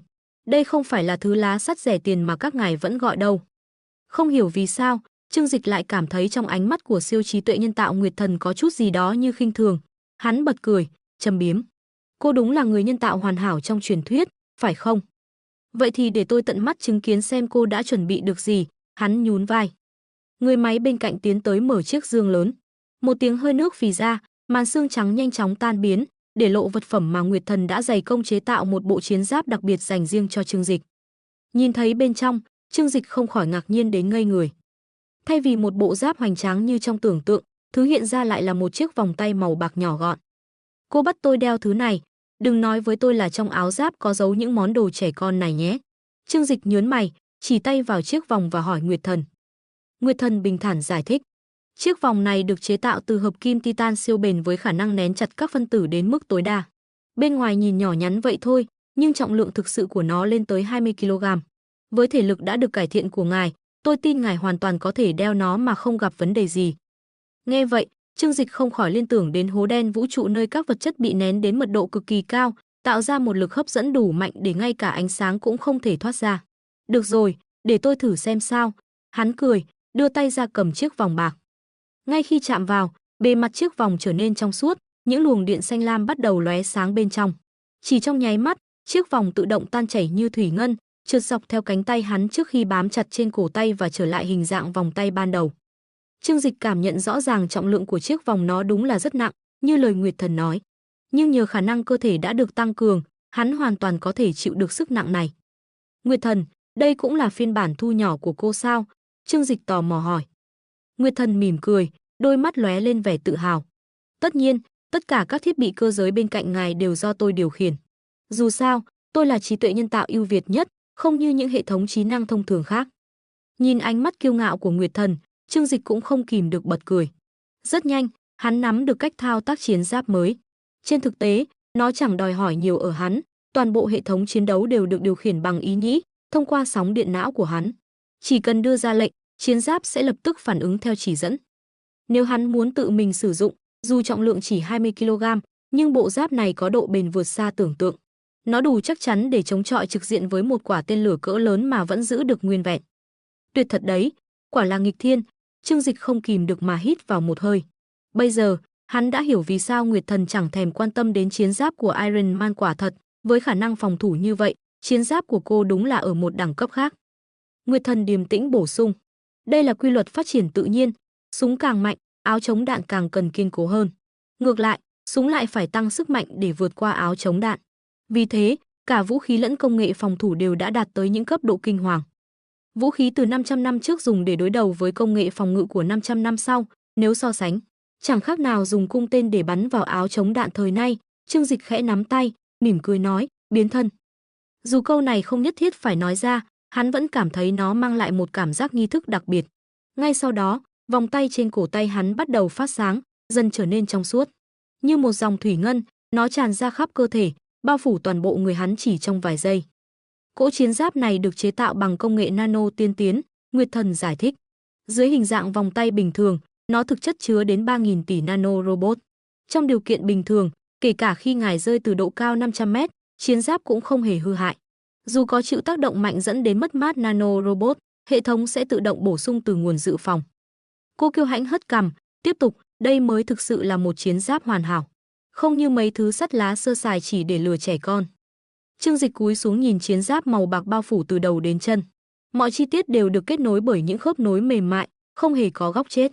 Hệ thống lọc khí bên trong loại bỏ toàn bộ chất độc hại và đảm bảo thông gió tối ưu, khiến hắn cảm thấy vô cùng thoải mái. Thứ này mà đem ra đấu giá, chắc chắn còn đắt hơn cả tập đoàn thịnh thế của tôi. Trương Dịch nghĩ thầm, toàn thế giới chắc chắn sẽ đổ xô tranh giành nó bằng mọi giá. Với sự hào hứng dâng trào, Trương Dịch giơ tay phải lên, nhắm vào bức tường hợp kim dày hàng trăm mét phía xa và mở bàn tay ra. Ngay lập tức, một tia laser trắng sắc bén bắn ra từ lòng bàn tay, xuyên qua bức tường trong nháy mắt, để lại một lỗ lõm sâu hơn 10 cm, kim loại xung quanh còn nóng chảy. Nguyệt Thần nhẹ giọng nhắc nhở, ngài vừa bắn ra một phát trị giá 50 vạn hạ tệ. 50 vạn hạ tệ? Trương Dịch nhướng mày, cười khẩy, mặc dù hơi đắt thật, nhưng tôi là người thiếu tiền sao? Hắn suy nghĩ một lát rồi đùa, tuy vậy, tôi có một đề nghị. Với uy lực lớn như vậy, nếu chỉ dùng để tiêu diệt một người, chẳng phải là quá lãng phí sao? Tôi đề xuất thêm vào hệ thống súng bắn đạn thường, vừa rẻ vừa tiện. Nguyệt Thần im lặng một lúc rồi đáp, điều đó không thể thực hiện. Nếu tích hợp vũ khí cấp thấp vào hệ thống, vòng tay sẽ không thể duy trì kích thước nhỏ gọn. Tốt hơn là ngài tự mang theo một khẩu súng bên mình. Trương Dịch bật cười, tôi chỉ nói đùa thôi mà. Tóm lại, đồ chơi này thực sự rất tốt. Với một ý nghĩ, chiến giáp lập tức rút lại như dòng thủy ngân, thu nhỏ vào cổ tay hắn, biến thành một chiếc vòng tay tinh xảo. Trương Dịch nhìn chiếc vòng, nghĩ ngợi, nếu có đến 3.000 tỷ nano robot bên trong, chẳng lẽ nó không thể biến thành bất cứ hình dạng nào sao? Biến thành đồng hồ thử xem. Chỉ với một lệnh, chiếc vòng tay lập tức biến thành đồng hồ Patek Philippe mà hắn thường đeo, trông hoàn toàn tự nhiên và bình thường. Nhìn thế này mới kín đáo hơn, Trương Dịch gật gù hài lòng. Sau khi có được chiến giáp, Trương Dịch không giấu được niềm vui. Với hắn, món đồ này không chỉ là một trang bị bảo mệnh, mà còn là một đồ chơi đầy nam tính. Dẫu biết có lẽ hắn sẽ hiếm khi có cơ hội sử dụng hết tiềm năng của nó, nhưng việc sở hữu một lớp bảo vệ tối thượng khiến hắn yên tâm hơn nhiều. Và trên hết, cảm giác cầm trong tay công nghệ vượt xa thời đại 500 năm, chính là điều khiến Trương Dịch mãn nguyện nhất. Nguyệt Thần khẽ nhắc nhở. Nếu ngài dự định tới đảo Đông Cực lần này, tôi cho rằng việc chuẩn bị đầy đủ là rất cần thiết. Dù sao, rời khỏi nơi này, bất kỳ tình huống nào cũng có thể xảy ra, kể cả khả năng ngài bị giam giữ. Trương Dịch cười nhạt, đáp. Bọn họ không có gan làm chuyện đó, nếu thật sự dám, chúng ta đã thẳng tay từ lâu. Nguyệt Thần nghiêm túc nói tiếp. Họ thì không, nhưng thế lực đứng sau họ chưa chắc đã không dám. Theo những gì tôi quan sát, có một số thế lực đang âm thầm theo dõi ngài. Lời nói đầy cân nhắc của Nguyệt Thần khiến Trương Dịch trầm ngâm. Dù khả năng đó rất thấp, nhưng không ai muốn đem sự an toàn và tự do của mình ra làm trò đùa. Một chiếc vòng tay như thế ở bên mình chắc chắn sẽ là bảo đảm tốt nhất trong bất kỳ tình huống nào. Hắn nhìn quanh nhà kho rộng lớn, đôi mắt dừng lại trên hai cỗ máy cơ giáp cao hơn 10 mét. Đây là những cỗ máy chiến đấu với sức mạnh không tưởng, vượt xa khả năng của công nghệ hiện đại. Tuy nhiên, Trương Dịch không khỏi lo lắng khi nghĩ đến sự chú ý mà công xưởng này có thể thu hút. Khi trước, lúc sự nghiệp của hắn chưa phát triển đến mức như hiện tại, việc đặt công xưởng tại Đại Hạ Vịnh là một ý tưởng an toàn. Nhưng bây giờ, khi toàn thế giới đều biết hắn đang nắm trong tay công nghệ vượt thời đại, chắc chắn sẽ có không ít kẻ trong bóng tối âm mưu tìm hiểu bí mật này. Nhớ lại những người lạ mà hắn bắt gặp trên đường, Trương Dịch không khỏi cảnh giác. Hắn nói, theo tình hình hiện tại, Đại Hạ Vịnh vẫn là một địa điểm khá an toàn. Nhưng không có bí mật nào tồn tại mãi mãi. Nếu một ngày nào đó, lãnh đạo cấp trên muốn đến thị sát công việc, tôi e rằng sẽ rất khó để từ chối. Nguyệt Thần suy nghĩ một lúc rồi đáp. Ngài nói đúng, tuy nhiên, công xưởng của chúng ta đã phát triển đến mức quy mô rất lớn, thậm chí đã mở rộng xuống cả tầng ngầm. Nếu phải di rời, sẽ rất phức tạp. Vì vậy, nhất định phải tìm được một địa điểm hoàn toàn an toàn và cố định cho tương lai. Trương Dịch gật đầu. Cô nói đúng, tôi sẽ tìm một nơi thích hợp. Nhưng trong ngắn hạn, khả năng xảy ra vấn đề là rất thấp. Cô cứ tập trung vào việc phát triển dự án buồng chữa bệnh, đó mới là ưu tiên hàng đầu. Vâng, tôi hiểu rồi, Nguyệt Thần đáp lời. Rời khỏi Đại Hạ Vịnh, Trương Dịch suy nghĩ một lúc rồi trên xe, hắn nhấn số gọi Trần Tử Duy. Alo, đầu dây bên kia vang lên. Chào Trương Tổng, ngài khỏe không? Trương Dịch mỉm cười. Chào Trần Đồng, đã lâu không gặp, nghe nói gần đây anh có đến Thiên Hải tìm tôi, có chuyện gì gấp sao? Trần Tử Duy vội nói, giọng điệu đầy kính trọng. Trương Tổng, ngài quá khách khí rồi, cứ gọi tôi Tiểu Trần là được. Chuyện là thế này, trước đây tôi từng đề cập với ngài, hy vọng ngài có thể tới tập đoàn Mediatek để chỉ đạo công tác. Không biết gần đây ngài có thời gian không? Nếu được, tôi rất mong ngài ghé thăm một chuyến. Ha ha, tập đoàn Mediatek của các anh đã luôn đứng đầu thế giới về mảng chất bán dẫn, còn cần tôi đến chỉ đạo gì nữa sao? Trương Dịch vừa cười vừa nói, giọng điệu có chút trêu chọc. Trần Tử Duy thở dài một hơi, cười khổ đáp. Trương Tổng, ngài đừng trêu chọc bọn tôi nữa. Tập đoàn Mediatek chúng tôi đang ở mức nào, chẳng lẽ bản thân tôi lại không rõ sao? Trước đây, đúng là chúng tôi nằm trong top đầu các công ty chất bán dẫn toàn cầu. Nhưng từ khi ngài tung ra công nghệ chip Hải Âu đột phá đó, mọi công nghệ cũ của chúng tôi như bị lịch sử vứt bỏ. Trương Dịch cười nhẹ, thật ra thì các anh cần gì ở tôi? Bị Trương Dịch gặng hỏi, cuối cùng Trần Tử Duy cũng nói ra sự thật. Vấn đề không phải nằm ở công nghệ, mà là ở mô hình quản lý của chúng tôi. Ngài nghe tôi giải thích từ từ đã. Tập đoàn chúng tôi đã hoạt động hơn 60 năm, từ thời người sáng lập Quách Kim Minh đến hiện tại, do Chủ tịch Quách Phượng Nghi lãnh đạo. Trong suốt khoảng thời gian đó, cách điều hành và mô hình quản lý hầu như không thay đổi. Khi chúng tôi vẫn là đơn vị đầu ngành, những cách làm cũ kỹ ấy không gây vấn đề gì lớn. Nhưng hiện tại, chúng tôi không còn dẫn đầu nữa. Sự xuất hiện của công nghệ chip Hải Âu đã làm nhiều công nghệ truyền thống và mô hình sản xuất của chúng tôi trở nên lạc hậu. Đặc biệt là mô hình quản lý, đó là điểm yếu lớn nhất.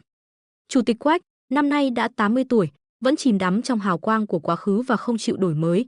Dù biết rằng kỹ thuật của chúng tôi đã thua kém tập đoàn thịnh thế của ngài, ông ấy vẫn kiên quyết giữ song tuyến phát triển.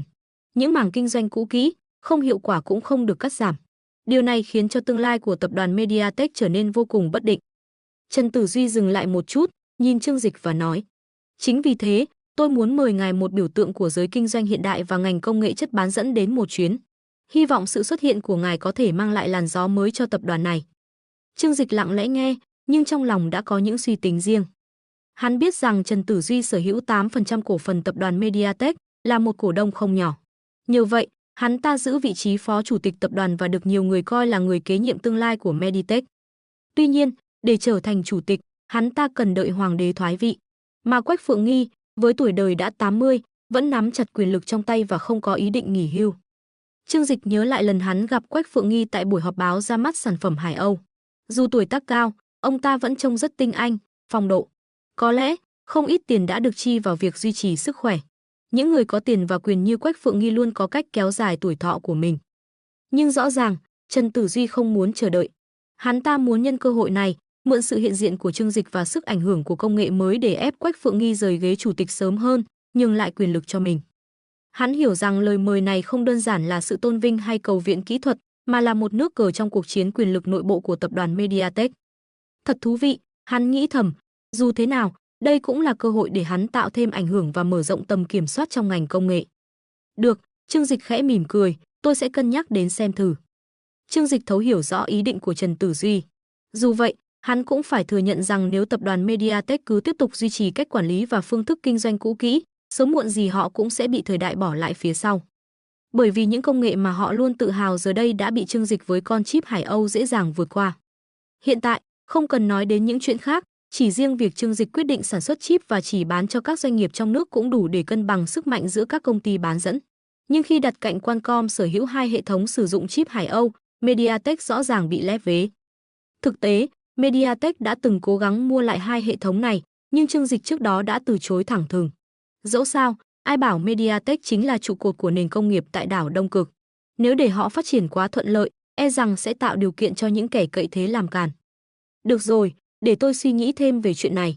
Nếu có quyết định, tôi sẽ báo lại cho anh, Trương Dịch thản nhiên đáp. Tuy nhiên, hắn cũng cần chờ thêm thông tin từ phía Viên Chí Quốc. Mặc dù khả năng cao là cấp trên sẽ đồng ý, nhưng chuyện này liên quan đến lợi ích quốc gia, nhất định phải cẩn thận. Trương Dịch không chỉ là một doanh nhân bình thường mà còn là một nhân vật chiến lược với giá trị quan trọng đối với Hạ Quốc. Xin ngài cân nhắc kỹ lưỡng, cả tập đoàn chúng tôi từ trên xuống dưới đều mong chờ quyết định của ngài, Trần Tử Duy chân thành nói. Trương Dịch mỉm cười gật đầu, tôi sẽ suy nghĩ thật kỹ. Về đến trang viên, vừa xuống xe, Trương Dịch đã thấy hai cô gái trẻ trung, gợi cảm đang chạy về phía mình với dáng vẻ tràn đầy phấn khởi. Anh Dịch, Trương Dịch, bọn em nhớ anh lắm đấy. Hai thiếu nữ trong những bộ trang phục thời thượng, với thân hình quyến rũ và khuôn mặt thiên thần, trông vừa đáng yêu vừa mê hoặc. Họ không ai khác chính là Triệu Thế Hy và Ngụy Võ Nghiên, thường gọi là Ba, hai ngôi sao nổi tiếng nhất trong nước hiện nay. Ngay khi nghe tin từ quản gia rằng Trương Dịch đã về, cả hai lập tức bỏ dở công việc quay phim, yêu cầu tài xế đưa họ về trang viên. Đội ngũ sản xuất chẳng thể làm gì hơn, dù việc dừng quay có thể gây tổn thất hàng trăm triệu. Ai cũng hiểu rằng hai người đẹp này là bạn gái của ông chủ lớn Trương Dịch, nên đành phải chấp nhận theo ý họ. Cả hai nhào vào vòng tay của Trương Dịch, khiến hắn không khỏi xao động trước sự quyến rũ của họ. Trong mắt Trương Dịch, mỗi người phụ nữ bên cạnh hắn đều có nét thu hút riêng biệt, Tô Minh Ngọc mạnh mẽ, kiêu sa, Hàn Vũ Nặc dịu dàng, mặn mà, Vương Khải Lệ thông minh, sắc sảo. Còn Ba và Triệu Thế Hy lại giống như hai chị em sinh đôi, vừa ngọt ngào đáng yêu, vừa quyến rũ mê hoặc. Hai cô gái là bạn thân thiết, cả trong công việc lẫn cuộc sống, nên thường xuyên xuất hiện cùng nhau. Từ cách ăn mặc, trang điểm đến phong thái, họ đều phối hợp rất ăn ý. Thoạt nhìn, ai cũng lầm tưởng họ là hai chị em ruột. Tuy nhiên, mỗi người vẫn mang những nét đặc trưng riêng biệt. Ba có vóc dáng bốc lửa và giọng nói ngọt ngào như mật ong, đủ để làm siêu lòng bất cứ ai. Chỉ cần Ba ngọt ngào gọi một tiếng anh Trương Dịch, gần như Trương Dịch đều sẽ chiều chuộng mà làm bất cứ điều gì để thỏa mãn cô nàng. Triệu Thế Hy, với xuất thân là đội trưởng đội vũ đạo ở trường, sở hữu một vóc dáng cân đối hoàn hảo. Khi ôm cô vào lòng, có thể cảm nhận rõ đường nét thon thả, đôi chân dài miên man cùng vòng eo gọn gàng đầy quyến rũ. Hai người, một trái một phải, ôm chặt lấy Trương Dịch. Trong khoảnh khắc đó, chẳng có người đàn ông bình thường nào trên thế giới này có thể chống lại sức hút như vậy. Trương Dịch bật cười cương chiều, hôn nhẹ lên trán từng người. Bảo bối của anh, không phải chiều nay hai em còn có việc sao? Ba ngước đôi mắt long lanh nhìn hắn, giọng ngọt ngào nũng nịu, nghe tin anh về, người ta lập tức bỏ hết mọi thứ để chạy về đây. Công việc nào quan trọng bằng anh Trương Dịch chứ? Triệu Thế Hy cũng gật đầu, cọ nhẹ vào ngực hắn, ánh mắt tràn đầy sự nhớ nhung, em cũng vậy mà. Anh đi lâu như thế, có nhớ bọn em không? Nhớ chứ, sao lại không nhớ được? Trương Dịch đáp, ánh mắt thoáng lấp lánh nét tinh nghịch. Nhưng gặp lại hai em như thế này, chắc chắn anh sẽ không để lỡ chút nào đâu. Hai cô gái quyến rũ như tiểu yêu tinh không ngừng thả thính, khiến Trương Dịch vừa thấy buồn cười lại vừa không khỏi xao lòng. Được rồi, anh sẽ bù đắp cho các em. Đi nào, vào phòng để anh kể cho các em nghe chuyện ở vùng núi. Hắn vừa nói vừa ôm hai cô gái vào phòng. Thời gian sau đó, căn phòng tràn ngập tiếng cười nói và những câu chuyện chia sẻ đầy hứng thú. Sau một khoảng thời gian bận rộn, Trương Dịch nằm thư giãn trên ghế sofa, chỉ mặc một chiếc áo choàng nhẹ. Ba và Triệu Thế Hy tựa đầu vào vai hắn, thở nhẹ nhẹ, khuôn mặt vẫn phảng phất niềm hạnh phúc. Trương Dịch nhẹ nhàng ôm cả hai, kể lại những trải nghiệm thú vị của mình trong chuyến đi Đại Thanh Sơn. Nghe đến những khó khăn mà bọn trẻ nơi vùng núi phải đối mặt, cả hai cô gái đều cảm thấy xót xa. Anh Trương Dịch, em cũng muốn đến đó thăm các em nhỏ. Chắc chắn phải góp chút quà cho bọn chúng, ba nói, giọng đầy quyết tâm. Đúng rồi, không ngờ bọn trẻ đến cả phòng học cũng bị hỏng vì mưa dột, làm sao mà học hành được chứ? Triệu Thế Hy thêm vào. Trương Dịch mỉm cười trấn an, anh đã sắp xếp người xử lý chuyện đó rồi, các em không cần lo đâu. Nhưng chúng em vẫn muốn tự tay góp chút gì đó. Dù sao cũng là bạn gái của anh, không thể đứng ngoài nhìn mãi được. Ba cười tinh nghịch. Trương Dịch khẽ xoa nhẹ eo cô, gật đầu đồng tình, tùy các em. À mà gần đây em có ghé thăm chú Ngụy chưa? Nhắc đến cha mình, nét mặt ba thoáng chút ngại ngùng nhưng vẫn dịu dàng đáp, có chứ. Anh là người dặn em mà, mỗi nửa tháng em đều về thăm ông một lần. Có điều, cô cười nhẹ, ánh mắt ánh lên sự ấm áp. Ông vẫn như cũ, luôn tỉ mỉ đến mức khiến người khác không khỏi phiền lòng. Lần trước, ông còn tự tay nấu ăn cho em, suýt nữa thì tự cắt vào tay mình. Đúng là, dù lớn tuổi rồi mà vẫn chẳng để người ta yên tâm được. Dẫu lời nói có vẻ trách móc, nhưng trong ánh mắt ba tràn ngập sự yêu thương. Cô nhớ lại thời điểm cha mẹ ly hôn khi cô mới 10 tuổi. Lúc ấy, cô trách cha vì quá đam mê công việc mà quên mất gia đình. Thế nhưng, sau này khi chứng kiến nhiều hành động của mẹ, cô mới nhận ra bản thân đã hiểu lầm cha mình quá nhiều. Ba hiểu rõ, người thân duy nhất mà cô có thể thực sự dựa vào trên thế giới này chính là Trương Dịch. Nhưng Trương Dịch không thuộc về riêng cô, mà là của rất nhiều người. Ngược lại, người duy nhất hoàn toàn thuộc về cô chính là cha, Viên Chí Quốc. Dẫu thường tỏ ra bất cần, nhưng sâu thẳm trong lòng, ba cũng khao khát sự ấm áp từ gia đình. Mỗi lần về thăm cha, cô luôn giả vờ ghét bỏ, nhưng lại không kìm được mà quan tâm. Nhìn thấy ông vẫn mặc những bộ quần áo đã sờn cũ từ 7-8 năm trước, cô sẽ kéo ông đi mua đồ mới. Nhìn mái tóc đã hoa râm khi ông chỉ mới ngoài 50, cô lại lo lắng khuyên ông nên nghỉ ngơi nhiều hơn, bớt làm việc đi. Nghe ba vừa trách móc vừa yêu thương kể chuyện về cha, Trương Dịch chỉ mỉm cười. Trong mắt hắn, ba giống như một đứa trẻ, Có nghĩ một đằng nói một nẻo cũng chẳng thể giấu được. Chính sự đáng yêu và chân thật đó khiến Trương Dịch không thể nào cưỡng lại sự quyến rũ của cô. Không còn cách nào khác, ông ấy vốn là người luôn đặt công việc lên hàng đầu. Tính cách cứng nhắc một chút cũng bình thường thôi. Chỉ có điều, Trương Dịch khẽ nhướng mày, giọng điệu đầy ẩn ý. Ba ba lập tức chú ý đến sự thay đổi trong thái độ của Trương Dịch. Cô vội hỏi, sao thế? Có phải cha em lại gây khó dễ gì cho anh không? Nói cho em biết, em sẽ xử lý ông ấy. Thấy dáng vẻ tức giận đáng yêu của cô, Trương Dịch không nhịn được bật cười trong lòng, nhưng bên ngoài vẫn giữ vẻ trầm tư. Hắn thở dài, cố tình làm ra vẻ nghiêm trọng, em cũng biết, cha em làm quan lớn ở Thiên Hải, mọi việc đều phải thông qua ông ấy. Đối với chuyện của chúng ta, ông ấy luôn có ý kiến. Cách đây mấy hôm, ông còn gọi anh đến nói chuyện đấy. Ba ba nghe xong, lập tức nhảy dựng lên, ông ấy nói gì? Có phải là yêu cầu anh tránh xa em không? Anh Trương Dịch, anh không được nghe ông ấy. Trương Dịch khẽ cười, giả vờ trầm ngâm, nói thì dễ, nhưng em biết đấy, ông ấy là cấp trên của anh. Nếu chẳng may ông ấy không hài lòng, ảnh hưởng đến công việc của anh, thì tập đoàn của chúng ta cũng sẽ bị liên lụy. Nghe vậy, ba ba ngay lập tức trở nên lo lắng. Vậy phải làm sao bây giờ? Để em đi nói chuyện với ông ấy. Trương Dịch lắc đầu, ra hiệu cô bình tĩnh lại. Vấn đề mấu chốt là ông ấy quan tâm em quá nhiều. Nhưng anh nghĩ, sự quan tâm này không phải là điều xấu. Từ khi cha mẹ em ly hôn, ông ấy đã sống một mình. Đàn ông dù giỏi đến đâu, cũng cần một chút ấm áp từ gia đình. Có lẽ ông ấy quá nhàn rỗi, nên mới lo lắng nhiều đến vậy. Ba ba mở to mắt nhìn hắn, hiếu kỳ hỏi, anh muốn nói là phải làm sao để cha em bớt quan tâm em. Trương Dịch mỉm cười đầy ẩn ý. Đúng vậy, anh nghĩ chúng ta nên tìm cho ông ấy chút việc khác để làm, phân tán sự chú ý của ông ấy đi. Sau vài giây suy nghĩ, ánh mắt ba ba bỗng sáng rực lên. Em hiểu rồi, ý anh là tìm một người mẹ kế cho em, đúng không? Trương Dịch bật cười, vỗ tay tán thưởng, ba ba của anh đúng là thông minh quá. Khuôn mặt ba ba rạng rỡ niềm tự hào. Đương nhiên rồi, em nghĩ đây là ý tưởng tuyệt vời. Ông ấy sống một mình như vậy, không ai chăm sóc, cũng không yên tâm chút nào. Tìm một người phụ nữ hợp với cha em vừa có thể chăm lo cho ông ấy, vừa bớt lo cho em. Nhưng mà, tính cách bướng bỉnh của cha em, để giới thiệu ai đó chắc không dễ đâu. Chưa kể, không phải ai cũng chịu được tính cách đó. Trương Dịch khẽ nhếch mép, trong mắt ánh lên vẻ tinh nghịch. Cứ để anh nghĩ cách, em chỉ cần giúp anh một chút thôi. Thế này đi, nếu là chuyện gia đình nhà các em, anh làm con rể cũng nên quan tâm một chút. Để anh giúp chú Viên chọn một người phù hợp, sau đó em chỉ cần làm công tác tư tưởng, thuyết phục ông đi gặp gỡ là được, Trương Dịch nói với nụ cười nhẹ. Ba ba xúc động ôm lấy tay hắn, giọng ngọt ngào đầy thân thiết, anh Trương Dịch, anh thật tốt với em. Đường đường là tổng giám đốc tập đoàn Thịnh Thế, thế mà còn chịu làm mai mối cho cha em, thật sự vất vả anh quá. Trương Dịch mỉm cười, thở dài một hơi, ai bảo anh chiều chuộng em, cô bé nhỏ này chứ. Ba ba thấy đã thuyết phục thành công, chỉ còn chờ để cha cô, Viên Chí Quốc, gặp gỡ Phương Tình theo kế hoạch là có thể tiến tới kết hôn. Vấn đề đã khiến Viên Chí Quốc trăn trở suốt nhiều năm giờ đây được Trương Dịch giải quyết một cách nhẹ nhàng. Có lẽ, sau chuyện này, cha vợ sẽ biết ơn hắn nhiều hơn.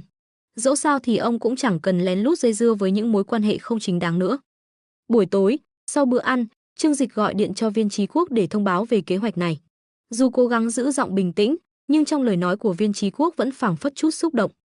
Cảm ơn cậu, Trương Dịch, thật sự rất cảm ơn, ông nói. Ha ha, chú Viên, chú khách sáo quá, chuyện này là điều con nên làm thôi mà. Viên Chí Quốc chuyển chủ đề, giọng ông trở nên nghiêm túc hơn. Liên quan đến lời mời từ tập đoàn Mediatek, tôi đã trao đổi với các lãnh đạo cấp trên rồi. Từ cấp tỉnh đến Thịnh Kinh, mọi người đều rất coi trọng chuyến đi của cậu. Trương Dịch gật đầu, vậy ý kiến của lãnh đạo là gì hả? Lãnh đạo nói cậu có thể tự do tham quan bất kỳ doanh nghiệp nước ngoài nào, Mediatek cũng không phải ngoại lệ. Chỉ cần cậu giữ vững lập trường, không tiết lộ các bí mật công nghệ ra bên ngoài là được. Thực tế, việc báo cáo lên cấp trên chỉ là động thái thể hiện sự tôn trọng. Với vị thế của Trương Dịch, một doanh nhân tư nhân và tổng giám đốc tập đoàn Thịnh Thế có ảnh hưởng quốc tế, không ai có thể thực sự kiểm soát hắn. Nhưng về mặt hình thức, việc xin ý kiến vẫn cần thiết. Chú yên tâm, những điều này con hiểu rõ. Chuyến đi lần này chỉ là giao lưu thương mại, con sẽ không để lộ bất kỳ thông tin kỹ thuật nào. Với sự đồng thuận từ cấp trên, Trương Dịch đã có kế hoạch rõ ràng trong đầu. Dù trước đây đã đi qua không ít quốc gia bằng máy bay riêng, nhưng biển đối diện vẫn là nơi hắn chưa từng đặt chân đến. Lần này, hắn quyết định lên kế hoạch chi tiết cho hành trình kéo dài 3 ngày, đồng thời liên hệ với Trần Tử Duy để thông báo về chuyến thăm tập đoàn Mediatek. Khi nhận được tin tức này, Trần Tử Duy vui mừng đến mức không kìm được sự phấn khích. Trương Dịch là một biểu tượng trong lĩnh vực kinh doanh và công nghệ, với sức ảnh hưởng to lớn trên toàn cầu. Việc mời được hắn tới tham quan sẽ mang lại lợi ích không nhỏ cho Mediatek, tạo tiền đề cho sự phát triển mạnh mẽ trong tương lai. Trương Dịch đồng ý nhận lời mời đến thăm tập đoàn Mediatek. Điều này không chỉ là một chuyến viếng thăm thông thường mà còn thể hiện rõ mối quan hệ hữu hảo giữa hai bên.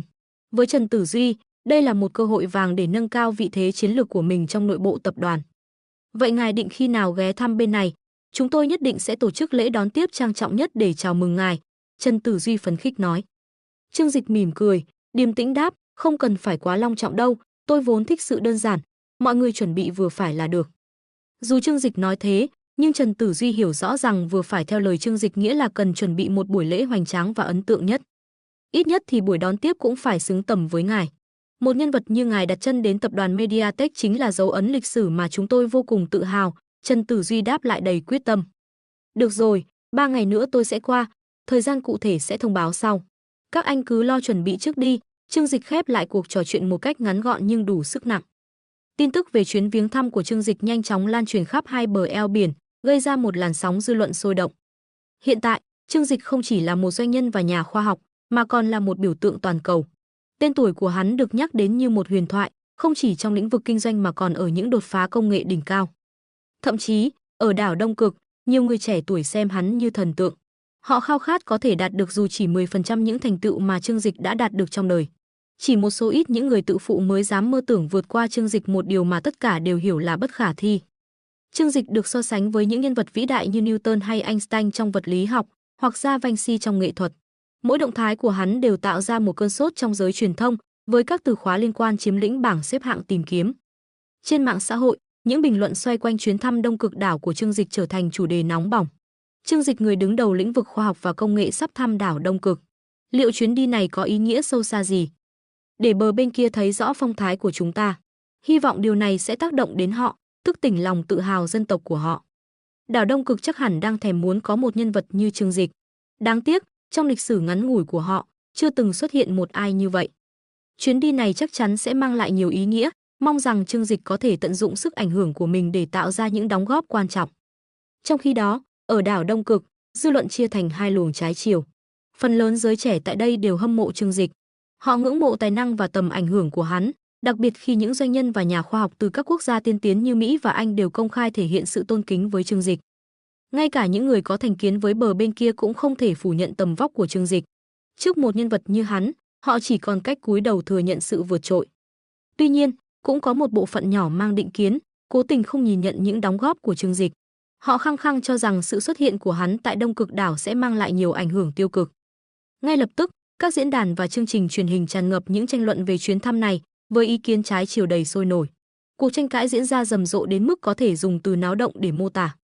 Những người ủng hộ Trương Dịch cực kỳ phấn khích. Họ tin rằng Trương Dịch là một thiên tài vượt thời đại và cần nhận được sự tôn trọng tuyệt đối. Trương Dịch là nhân vật hàng đầu trong lĩnh vực khoa học công nghệ toàn cầu. Việc anh ấy đến đảo Đông Cực là niềm tự hào của chúng ta.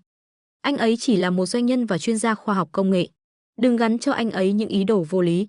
Việc chúng ta cần làm là thể hiện sự tôn trọng để không bị toàn thế giới chê cười vì sự thiển cận. Tôi không quan tâm, Trương Dịch là thần tượng của tôi. Anh ấy là thiên tài trong kinh doanh, người đứng đầu lĩnh vực công nghệ. Nếu anh ấy đến, tôi sẽ hoan nghênh bằng cả hai tay hai chân, những kẻ chống đối thì tránh ra. Ai biết làm sao để xin chữ ký hoặc chụp hình chung với Trương Dịch đây? Những người ủng hộ Trương Dịch chiếm đa số, ngay cả những ý kiến trung lập cũng không thể phủ nhận rằng đảo Đông Cực đảo đã từ lâu không còn sức hút đối với các doanh nhân quốc tế. Nền kinh tế ở đây đã bị đình trệ trong nhiều thập kỷ và họ rất cần dòng vốn đầu tư mạnh mẽ để tái kích hoạt sức sống kinh tế. Việc Trương Dịch, với tầm ảnh hưởng lớn và những công nghệ tiên phong, đặt chân đến nơi này được xem như cơ hội để đảo Đông Cực lấy lại ánh hào quang từng có vào cuối thế kỷ trước. Tuy nhiên, vẫn có một nhóm nhỏ cố tình chỉ trích chuyến đi này, sử dụng diễn đàn và truyền hình để công khai mắng chửi, cáo buộc Trương Dịch mang theo ý đồ không minh bạch. Hắn chắc chắn có nhiệm vụ gì đó, đừng tưởng rằng hắn chỉ là một doanh nhân bình thường. Hắn luôn hợp tác với chính phủ bên kia, làm sao có thể chỉ đến đây tham quan, nhất định có điều khuất tất. Nói thật, trước đây tập đoàn Mediatek là ông lớn trong ngành chất bán dẫn. Nhưng kể từ khi hắn ra mắt con chip máy đánh chữ gì đó, Mediatek đã mất hơn 1.000 tỷ đồng tệ. Hắn chính là kẻ thù của chúng ta, sao phải đối xử khách khí với hắn? Nếu hắn đến đây với thiện ý thì hãy chia sẻ công nghệ của hắn với chúng ta. Nếu không, hắn chính là tai họa. Đi đâu thì đi, đừng đến đây để chê bai chúng ta. Những lời lẽ này tràn ngập trên mạng xã hội và các chương trình truyền hình. Tuy nhiên, đa phần chúng chỉ là tin đồn vô căn cứ hoặc những cáo buộc phi lý, đến mức nhiều khán giả địa phương khi nghe cũng phải bật cười vì sự hoang đường. Dù vậy, những người chỉ trích vẫn cố chấp không thay đổi quan điểm. Ở một nơi nhỏ bé như Đông Cực đảo, các chương trình truyền hình địa phương rất nhiều và các thông tin không kiểm chứng dễ dàng được phát tán rộng rãi. Sự tranh cãi về chuyến thăm của Chương Dịch vì thế càng trở nên rầm rộ.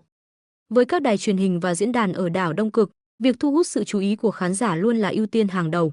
Họ không ngại sử dụng những cách thức khoa trương để đưa tin, ngay cả khi phải dựng lên những trò lố như trứng luộc nước trà hay ăn chuột đồng để gây náo loạn dư luận. Điều này chẳng khác gì những hot streamer sẵn sàng ăn côn trùng hay những món kinh dị để thu hút lượt xem. Thực tế, những khách mời trên truyền hình thường hiểu rõ tình hình thực tế hơn bất cứ ai, nhưng vì lợi ích tài chính, họ sẵn sàng làm đủ mọi chiêu trò mà không mảy may cảm thấy xấu hổ. Tuy nhiên, đối với đại đa số người dân đảo Đông Cực đảo, sự xuất hiện của Chương Dịch lại rất được chào đón. Họ coi chuyến thăm này như một sự kiện quan trọng, mang ý nghĩa tích cực. Tại tập đoàn Mediatek, không khí chuẩn bị đang sôi nổi hơn bao giờ hết. Trần Tử Duy, người đã thành công mời được Chương Dịch đến thăm, đang trải qua những ngày tràn đầy phấn khởi. Đưa được một nhân vật mang tầm vóc huyền thoại như Chương Dịch đến với Mediatek không phải điều mà ai cũng làm được. Trước đó, các tập đoàn đỉnh cao trên thế giới như Qualcomm và Samsung đã nhiều lần gửi lời mời, nhưng đều bị Chương Dịch từ chối. Ai cũng biết rằng Chương Dịch là người thích sự kín đáo, luôn cố gắng giữ phong cách sống điệu thấp và tránh xa sự phô trương. Vậy mà lần này, Trần Tử Duy lại có thể thuyết phục được Chương Dịch phá lệ ghé thăm Mediatek, điều này càng làm nổi bật khả năng của hắn ta. Sự kiện này giúp Trần Tử Duy không chỉ nâng cao uy tín mà còn củng cố vị thế trong nội bộ tập đoàn. Thậm chí, không ít nhân viên đã bắt đầu bàn tán rằng hắn ta có thể là người kế nhiệm Quách Phượng Nghi, chủ tịch hiện tại của tập đoàn Mediatek trong tương lai gần. Trong văn phòng rộng hơn 100 m² của mình, Trần Tử Duy đang xem xét một tập tài liệu dày cộp, trước mặt là 7-8 giám đốc điều hành của Mediatek. Mọi ánh mắt đều tập trung vào hắn ta, chờ đợi phản hồi. Tập tài liệu này thực chất là một kế hoạch tiếp đón, được 3 bộ phận của tập đoàn phối hợp thực hiện. Hơn 100 nhân viên đã phải làm thêm giờ, chỉnh sửa kế hoạch hàng chục lần để đảm bảo mọi thứ hoàn hảo nhất, đáp ứng yêu cầu của vị khách đặc biệt này.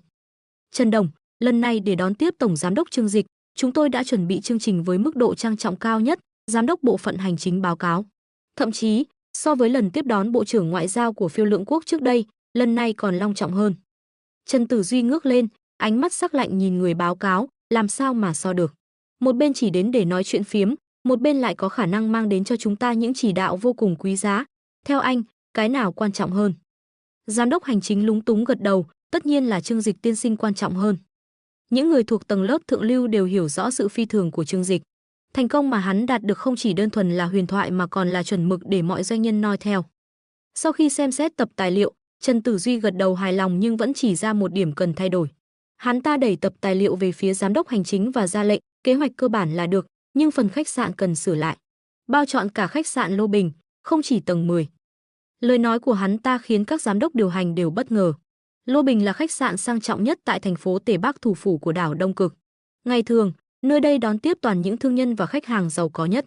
Việc bao chọn cả khách sạn để đón Chương Dịch là điều chưa từng có tiền lệ.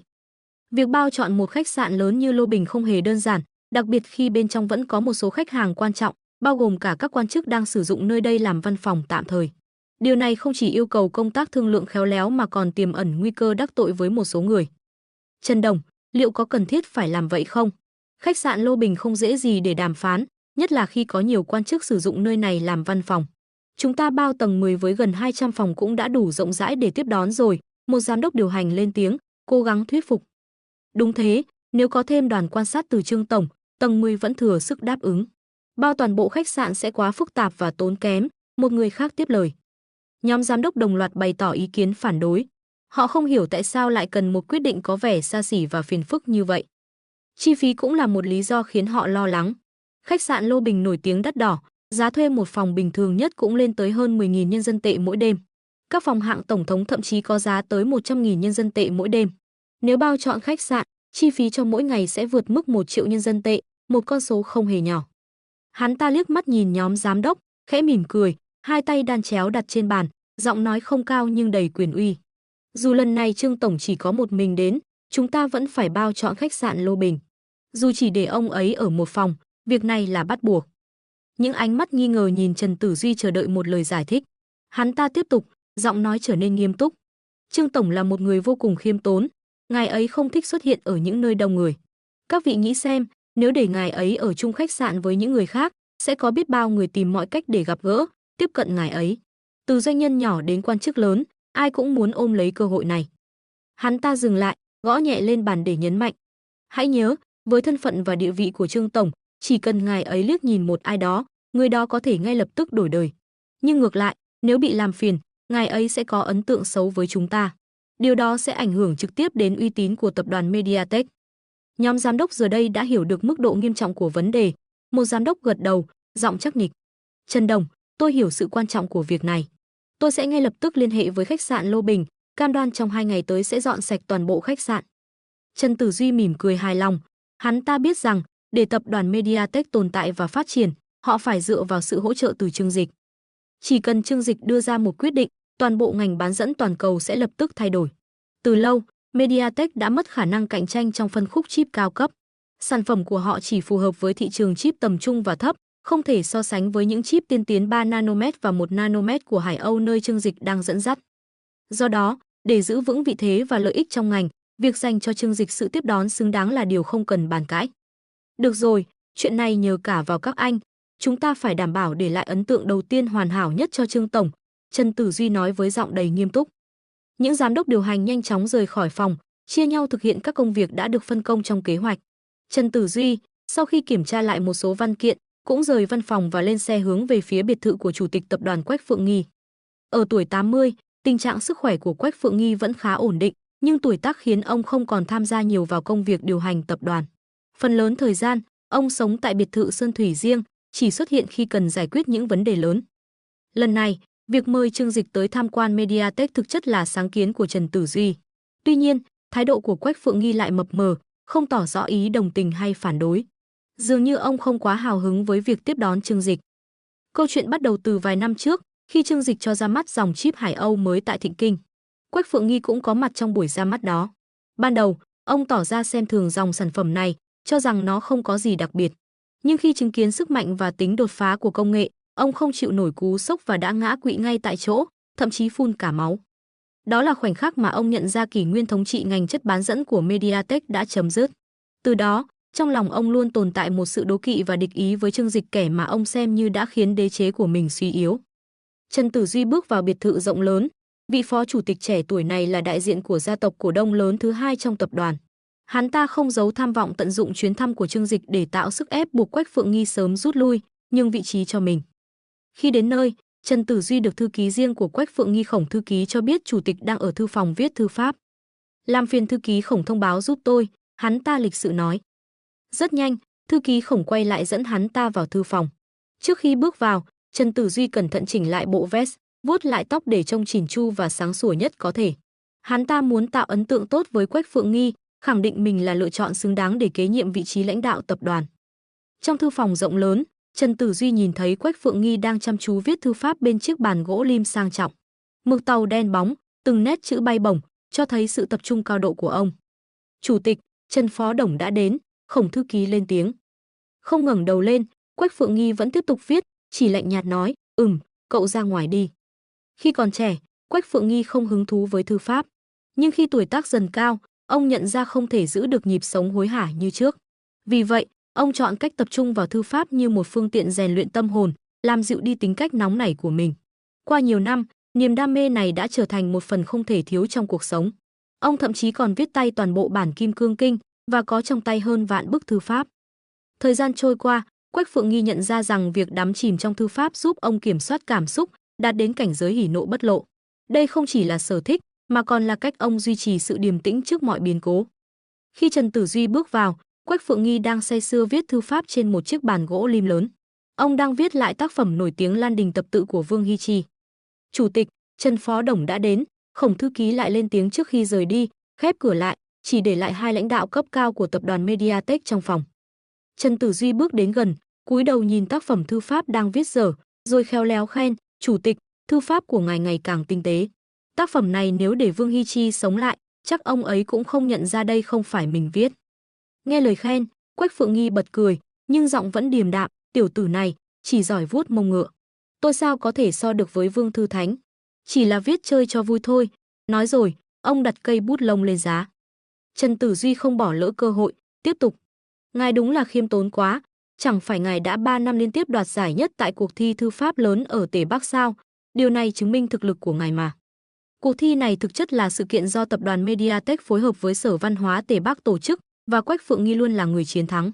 Đó không chỉ là niềm tự hào cá nhân mà còn khẳng định vị thế của ông trong giới văn hóa. Quách Phượng Nghi khẽ cười, rõ ràng có chút hài lòng.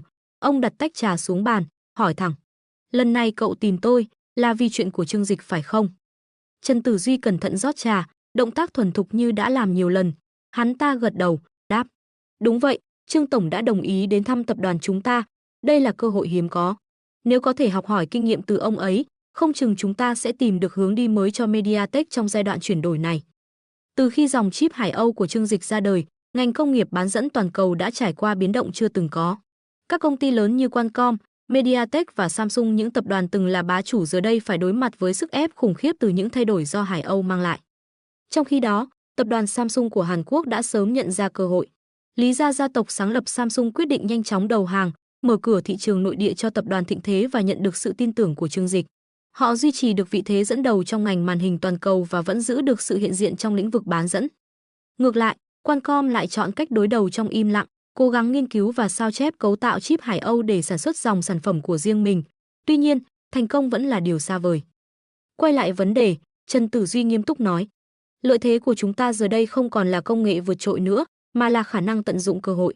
Nếu chúng ta có thể xây dựng quan hệ tốt với Trương Tổng, điều này không chỉ giúp Mediatek tồn tại mà còn tạo đà cho tập đoàn phát triển mạnh mẽ hơn. Quách Phượng Nghi im lặng lắng nghe, ánh mắt thoáng chút suy tư. Dù ông không nói ra, nhưng rõ ràng những lời của Trần Tử Duy đã chạm đến một điểm quan trọng, Mediatek cần thay đổi, và Trương Dịch chính là chìa khóa cho sự thay đổi đó. Khi các tập đoàn lớn trên thế giới đối mặt với sự thống trị của dòng chip Hải Âu do Thịnh Thế phát triển, cách họ ứng phó lại cho thấy sự khác biệt rõ rệt.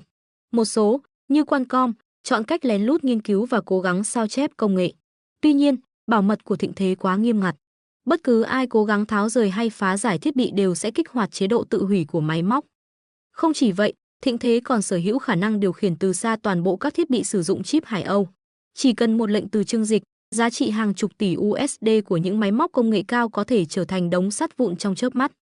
Kết quả là tập đoàn Qualcomm đành phải nhún nhường, hoàn toàn từ bỏ ý định chống lại Thịnh Thế. Ngược lại, tập đoàn Samsung nhanh chóng cúi đầu hợp tác, đổi lấy sự ưu ái và niềm tin từ Trương Dịch. Hai chiến lược khác biệt, hai kết quả hoàn toàn trái ngược, và bài học đã quá rõ ràng. Giờ đây, đến lượt tập đoàn Mediatek phải đưa ra quyết định, tuy nhiên, nội bộ của họ lại chia rẽ. Hai lãnh đạo thuộc hai thế hệ có cách nhìn nhận hoàn toàn khác nhau. Trần Tử Duy, đại diện cho thế hệ trẻ, đã trực tiếp đến trụ sở Thịnh Thế để quan sát môi trường làm việc và gặp gỡ Trương Dịch. Hắn ta hiểu rõ năng lực vượt trội của Trương Dịch và thấy rằng Mediatek chỉ có một con đường duy nhất để tồn tại, hợp tác với Thịnh Thế. Đối với anh, điều này không có gì đáng xấu hổ, bởi trong kinh doanh, lợi ích luôn là ưu tiên hàng đầu. Ngược lại, Quách Phượng Nghi, chủ tịch tập đoàn và là người sáng lập, lại không chấp nhận thực tế đó. Ông vẫn không quên nỗi nhục năm xưa khi phải chứng kiến sản phẩm của Thịnh Thế khiến Mediatek mất vị trí thống trị trong ngành bán dẫn. Việc phải cúi đầu trước Trương Dịch, người từng khiến ông nhục nhã trước toàn thế giới, là điều ông không thể nuốt trôi. Nghe xong phân tích của Trần Tử Duy, Quách Phượng Nghi lạnh lùng đáp. Ý tưởng của cậu không tệ, nhưng đừng quên ai đã khiến Mediatek rơi vào tình cảnh hiện tại. Chính hắn, Trương Dịch, đã khiến chúng ta mất đi vị trí đầu ngành. Hắn không phải bạn bè gì của chúng ta, mà là kẻ thù. Trần Tử Duy giữ bình tĩnh, khẽ gật đầu. Ngài nói rất đúng, nhưng trong kinh doanh, mối quan hệ bạn hay thù có thể thay đổi tùy hoàn cảnh. Hiện tại, chúng ta không có khả năng đối đầu với Thịnh Thế về mặt công nghệ. Nếu cố chấp, cái giá phải trả có thể là sự sụp đổ hoàn toàn, giống như Qualcomm. Thay vào đó, hợp tác với họ sẽ mang lại nhiều lợi ích thực tế, đặc biệt là những ưu đãi mà Thịnh Thế có thể cung cấp cho doanh nghiệp trên Đông Cực đảo. Quách Phượng Nghi suy nghĩ một lúc, rồi gật đầu đồng tình. Được rồi, nếu hắn đã đến, cậu hãy đón tiếp cho tử tế. Nhưng nhớ kỹ, những gì chúng ta đang có phải giữ thật chặt. Không được để hắn dễ dàng lấy đi bất cứ thứ gì. Đương nhiên rồi, Trần Tử Duy đáp, ánh mắt ánh lên sự quyết tâm. Dù có sự bất đồng quan điểm, cả hai đều hiểu rằng việc tiếp đón Trương Dịch là một cơ hội hiếm có để tái định hình tương lai của tập đoàn Mediatek. Tuy nhiên, cách mỗi người nhìn nhận và xử lý mối quan hệ với Thịnh Thế sẽ định đoạt con đường mà tập đoàn này đi tiếp. Quách Phượng Nghi khẽ gật đầu, lạnh lùng nói, được rồi, cậu bận gì thì cứ làm đi. Trần Tử Duy không vội rời đi ngay, hắn ta thong thả cầm lấy chiếc ấm từ xa đã qua trăm năm, rót hai chén trà. Một chén được hắn ta nhẹ nhàng đặt trước mặt Quách Phượng Nghi, giọng điềm tĩnh, "Chủ tịch Quách, đến lúc Trương Dịch đến, mong ngài đích thân ra mặt tiếp đãi. Đây là phép lịch sự tối thiểu của tập đoàn chúng ta." Ánh mắt Quách Phượng Nghi lập tức tối lại, như băng giá của Bắc Cực hàng vạn năm, không hề lay chuyển. Ánh nhìn đó khiến Trần Tử Duy cảm giác như tim đập nhanh hơn, khó chịu vô cùng, thậm chí có một thoáng muốn lập tức rời khỏi căn phòng. Nhưng hắn ta không thể để cảm xúc lấn át. Là phó chủ tịch tập đoàn, đồng thời là ứng viên sáng giá nhất cho vị trí kế nhiệm, hắn ta cần phải giữ vững lập trường. Nếu ngay cả ý kiến của mình cũng không dám kiên trì, thì sau này lấy gì để dẫn dắt cả tập đoàn? Trương Dịch là CEO của tập đoàn công nghệ hàng đầu thế giới.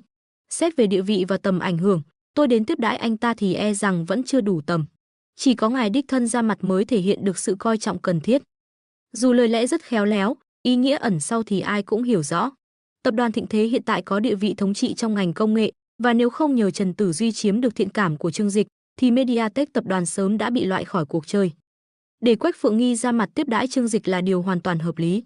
Thậm chí, ngay cả những tập đoàn lớn như Qualcomm hay Samsung cũng không dám thiếu lịch sự khi đối diện nhân vật như Trương Dịch. Nhưng với Quách Phượng Nghi, mọi chuyện không đơn giản như vậy. Ông từng là người đứng đầu ngành bán dẫn suốt hơn 50 năm. Bây giờ phải cúi đầu trước một thanh niên chỉ mới ngoài 20 tuổi, thật khó lòng chấp nhận. Trần Tử Duy. Ông bỗng nhiên gọi thẳng tên, không còn giữ bất kỳ sự tôn trọng hay khách khí nào. Bình thường, ông vẫn gọi hắn là Trần Đồng hoặc thân thiện hơn là Tiểu Trần. Cách xưng hô trực tiếp này cho thấy rõ ràng ông đang rất tức giận. Cậu nói đây là cái lý lẽ gì? Chỉ vì Trương Dịch đến đảo Đông Cực mà chúng ta phải khúm núm nghênh đón. Cậu nghĩ hắn ta là hoàng đế sao? Giọng Trần Tử Duy vẫn bình tĩnh, hắn ta nói, chủ tịch, đây không phải là chuyện khúm núm, mà là hiểu rõ thời thế. Hiện tại chúng ta phụ thuộc rất nhiều vào công nghệ của tập đoàn Thịnh Thế. Đây chỉ là một hành động ngoại giao bình thường trong thương mại, ngài không cần quá căng thẳng như vậy. Cậu bảo tôi không căng thẳng, Quách Phượng Nghi giận dữ đáp, tôi là Quách Phượng Nghi. Trong giới kinh doanh, cậu nghĩ tôi phải khúm núm trước một thằng nhãi trẻ tuổi sao? Hắn ta không xứng đáng để tôi tự mình nghênh đón. Cậu muốn chiêu đãi thế nào thì tự đi mà làm, tôi tuyệt đối không đến. Thấy không thể lay chuyển được ông, Trần Tử Duy đành đứng dậy, giọng nhã nhặn, tôi hiểu rồi, chủ tịch. Vậy đến lúc đó, tôi sẽ nói với Trương Dịch rằng ngài không tiện vì lý do sức khỏe. Hừ, Quách Phượng Nghi hậm hực đáp lại. Sau khi cúi đầu chào một cách lễ phép, Trần Tử Duy lặng lẽ rời khỏi biệt thự.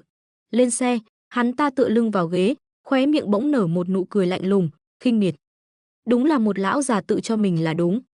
Đảo Đông Cực, thành phố Tề Bắc, tại văn phòng chính quyền tỉnh đảo Đông Cực. Thông tin về việc Trương Dịch sắp tới thăm đảo Đông Cực, tiến hành khảo sát Mediatek tập đoàn, được đặt ngay trên bàn làm việc của Lý Anh Nam. Bà là một trong số ít những nữ lãnh đạo chính quyền của đảo Đông Cực và hiện đã ngoài 50 tuổi.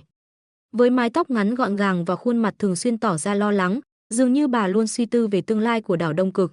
Nhưng những người hiểu rõ bà đều biết, phần lớn thời gian, bà chỉ đang tính toán làm sao để tăng ngân sách cá nhân một cách khéo léo.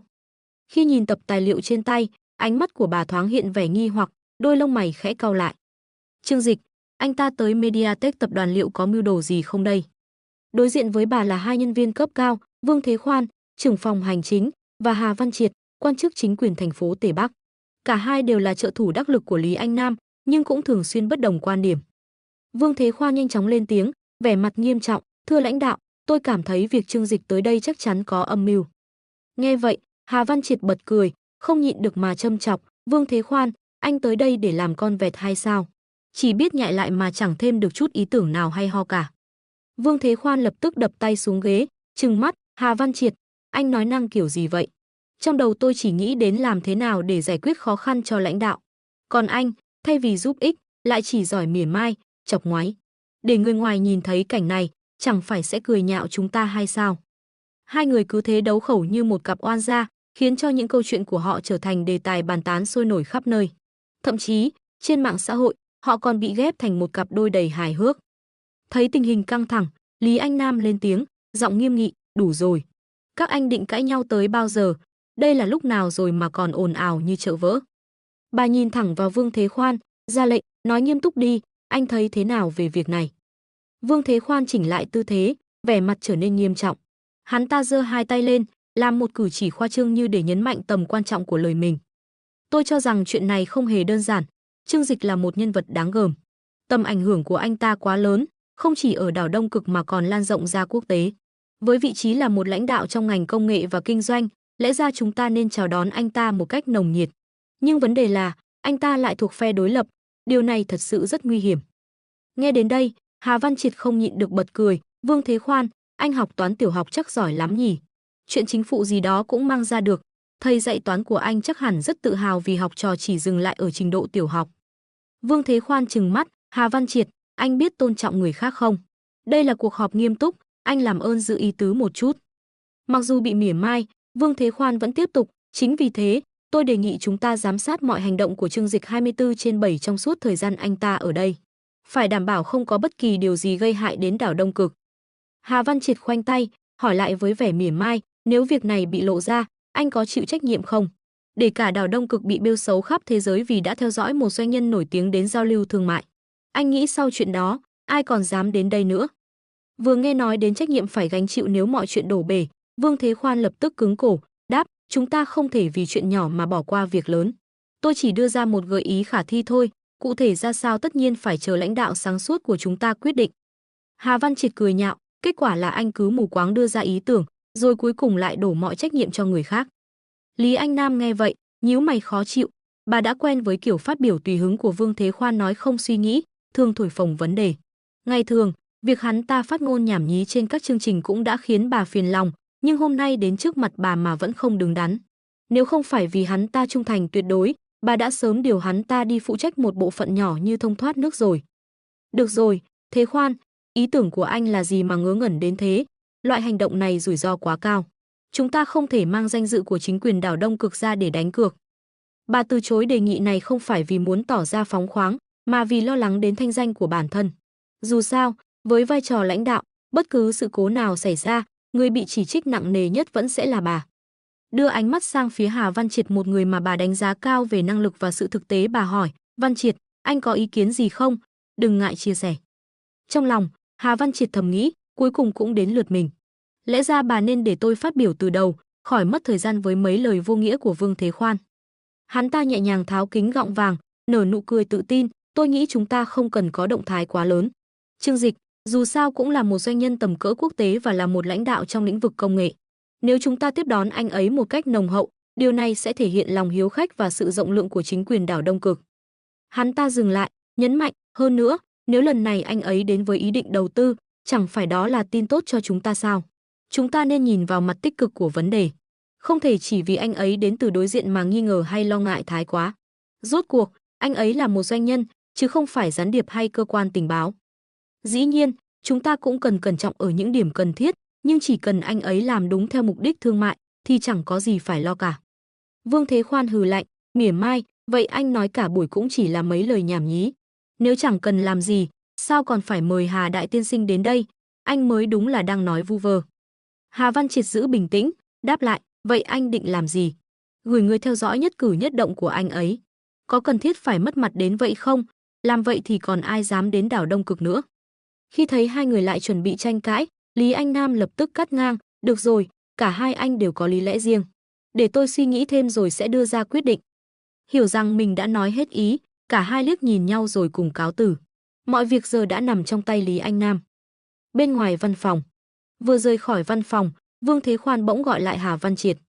Văn Triệt, chờ một chút, lần này tôi đến có mang theo một thứ muốn tặng anh. Vương Thế Khoan gọi với theo, ánh mắt đầy ẩn ý. Hà Văn Triệt quay đầu lại, mỉm cười khổ sở, tôi biết ngay mà, mỗi lần anh đâu có thể tay không mà đến, lần này lại định đưa tôi cái gì đây? Mỗi lần Vương Thế Khoan công kích Hà Văn Triệt trong các cuộc họp, hắn ta đều tiện tay mang theo một món đồ để biểu đạt ý kiến. Trước đây, những món quà ấy bao gồm đủ thứ kỳ lạ, từ sách báo thiếu nhi đến tất. Thậm chí có lần, Vương Thế Khoan còn kỳ công làm một chiếc điện thờ thật lớn, giải thích rằng, tôi tặng anh cái này, mong anh có thể lên thần, đừng mãi cao ngạo như thế nữa. Lúc đầu, những món quà này khiến mọi người xung quanh cảm thấy thú vị, nhưng lâu dần, chúng trở thành chuyện quen thuộc. Lần này, Vương Thế Khoan lấy từ trong túi ra một chiếc khăn tay, trịnh trọng đưa cho Hà Văn Triệt, hy vọng anh thay đổi triệt để, làm người một lần nữa. Đừng mãi đứng đó giảng đại đạo lý mà chẳng làm được việc gì thực tế. Hà Văn Triệt bật cười, nhận chiếc khăn tay, thầm nghĩ sẽ cất nó vào phòng làm việc trên tầng 3 biệt thự của mình. Bao năm qua, những món đồ kỳ quặc mà Vương Thế Khoan tặng, hắn ta giữ lại cẩn thận. Khi không có ai xung quanh, đôi khi anh còn lén thưởng thức chúng như một thú vui đặc biệt.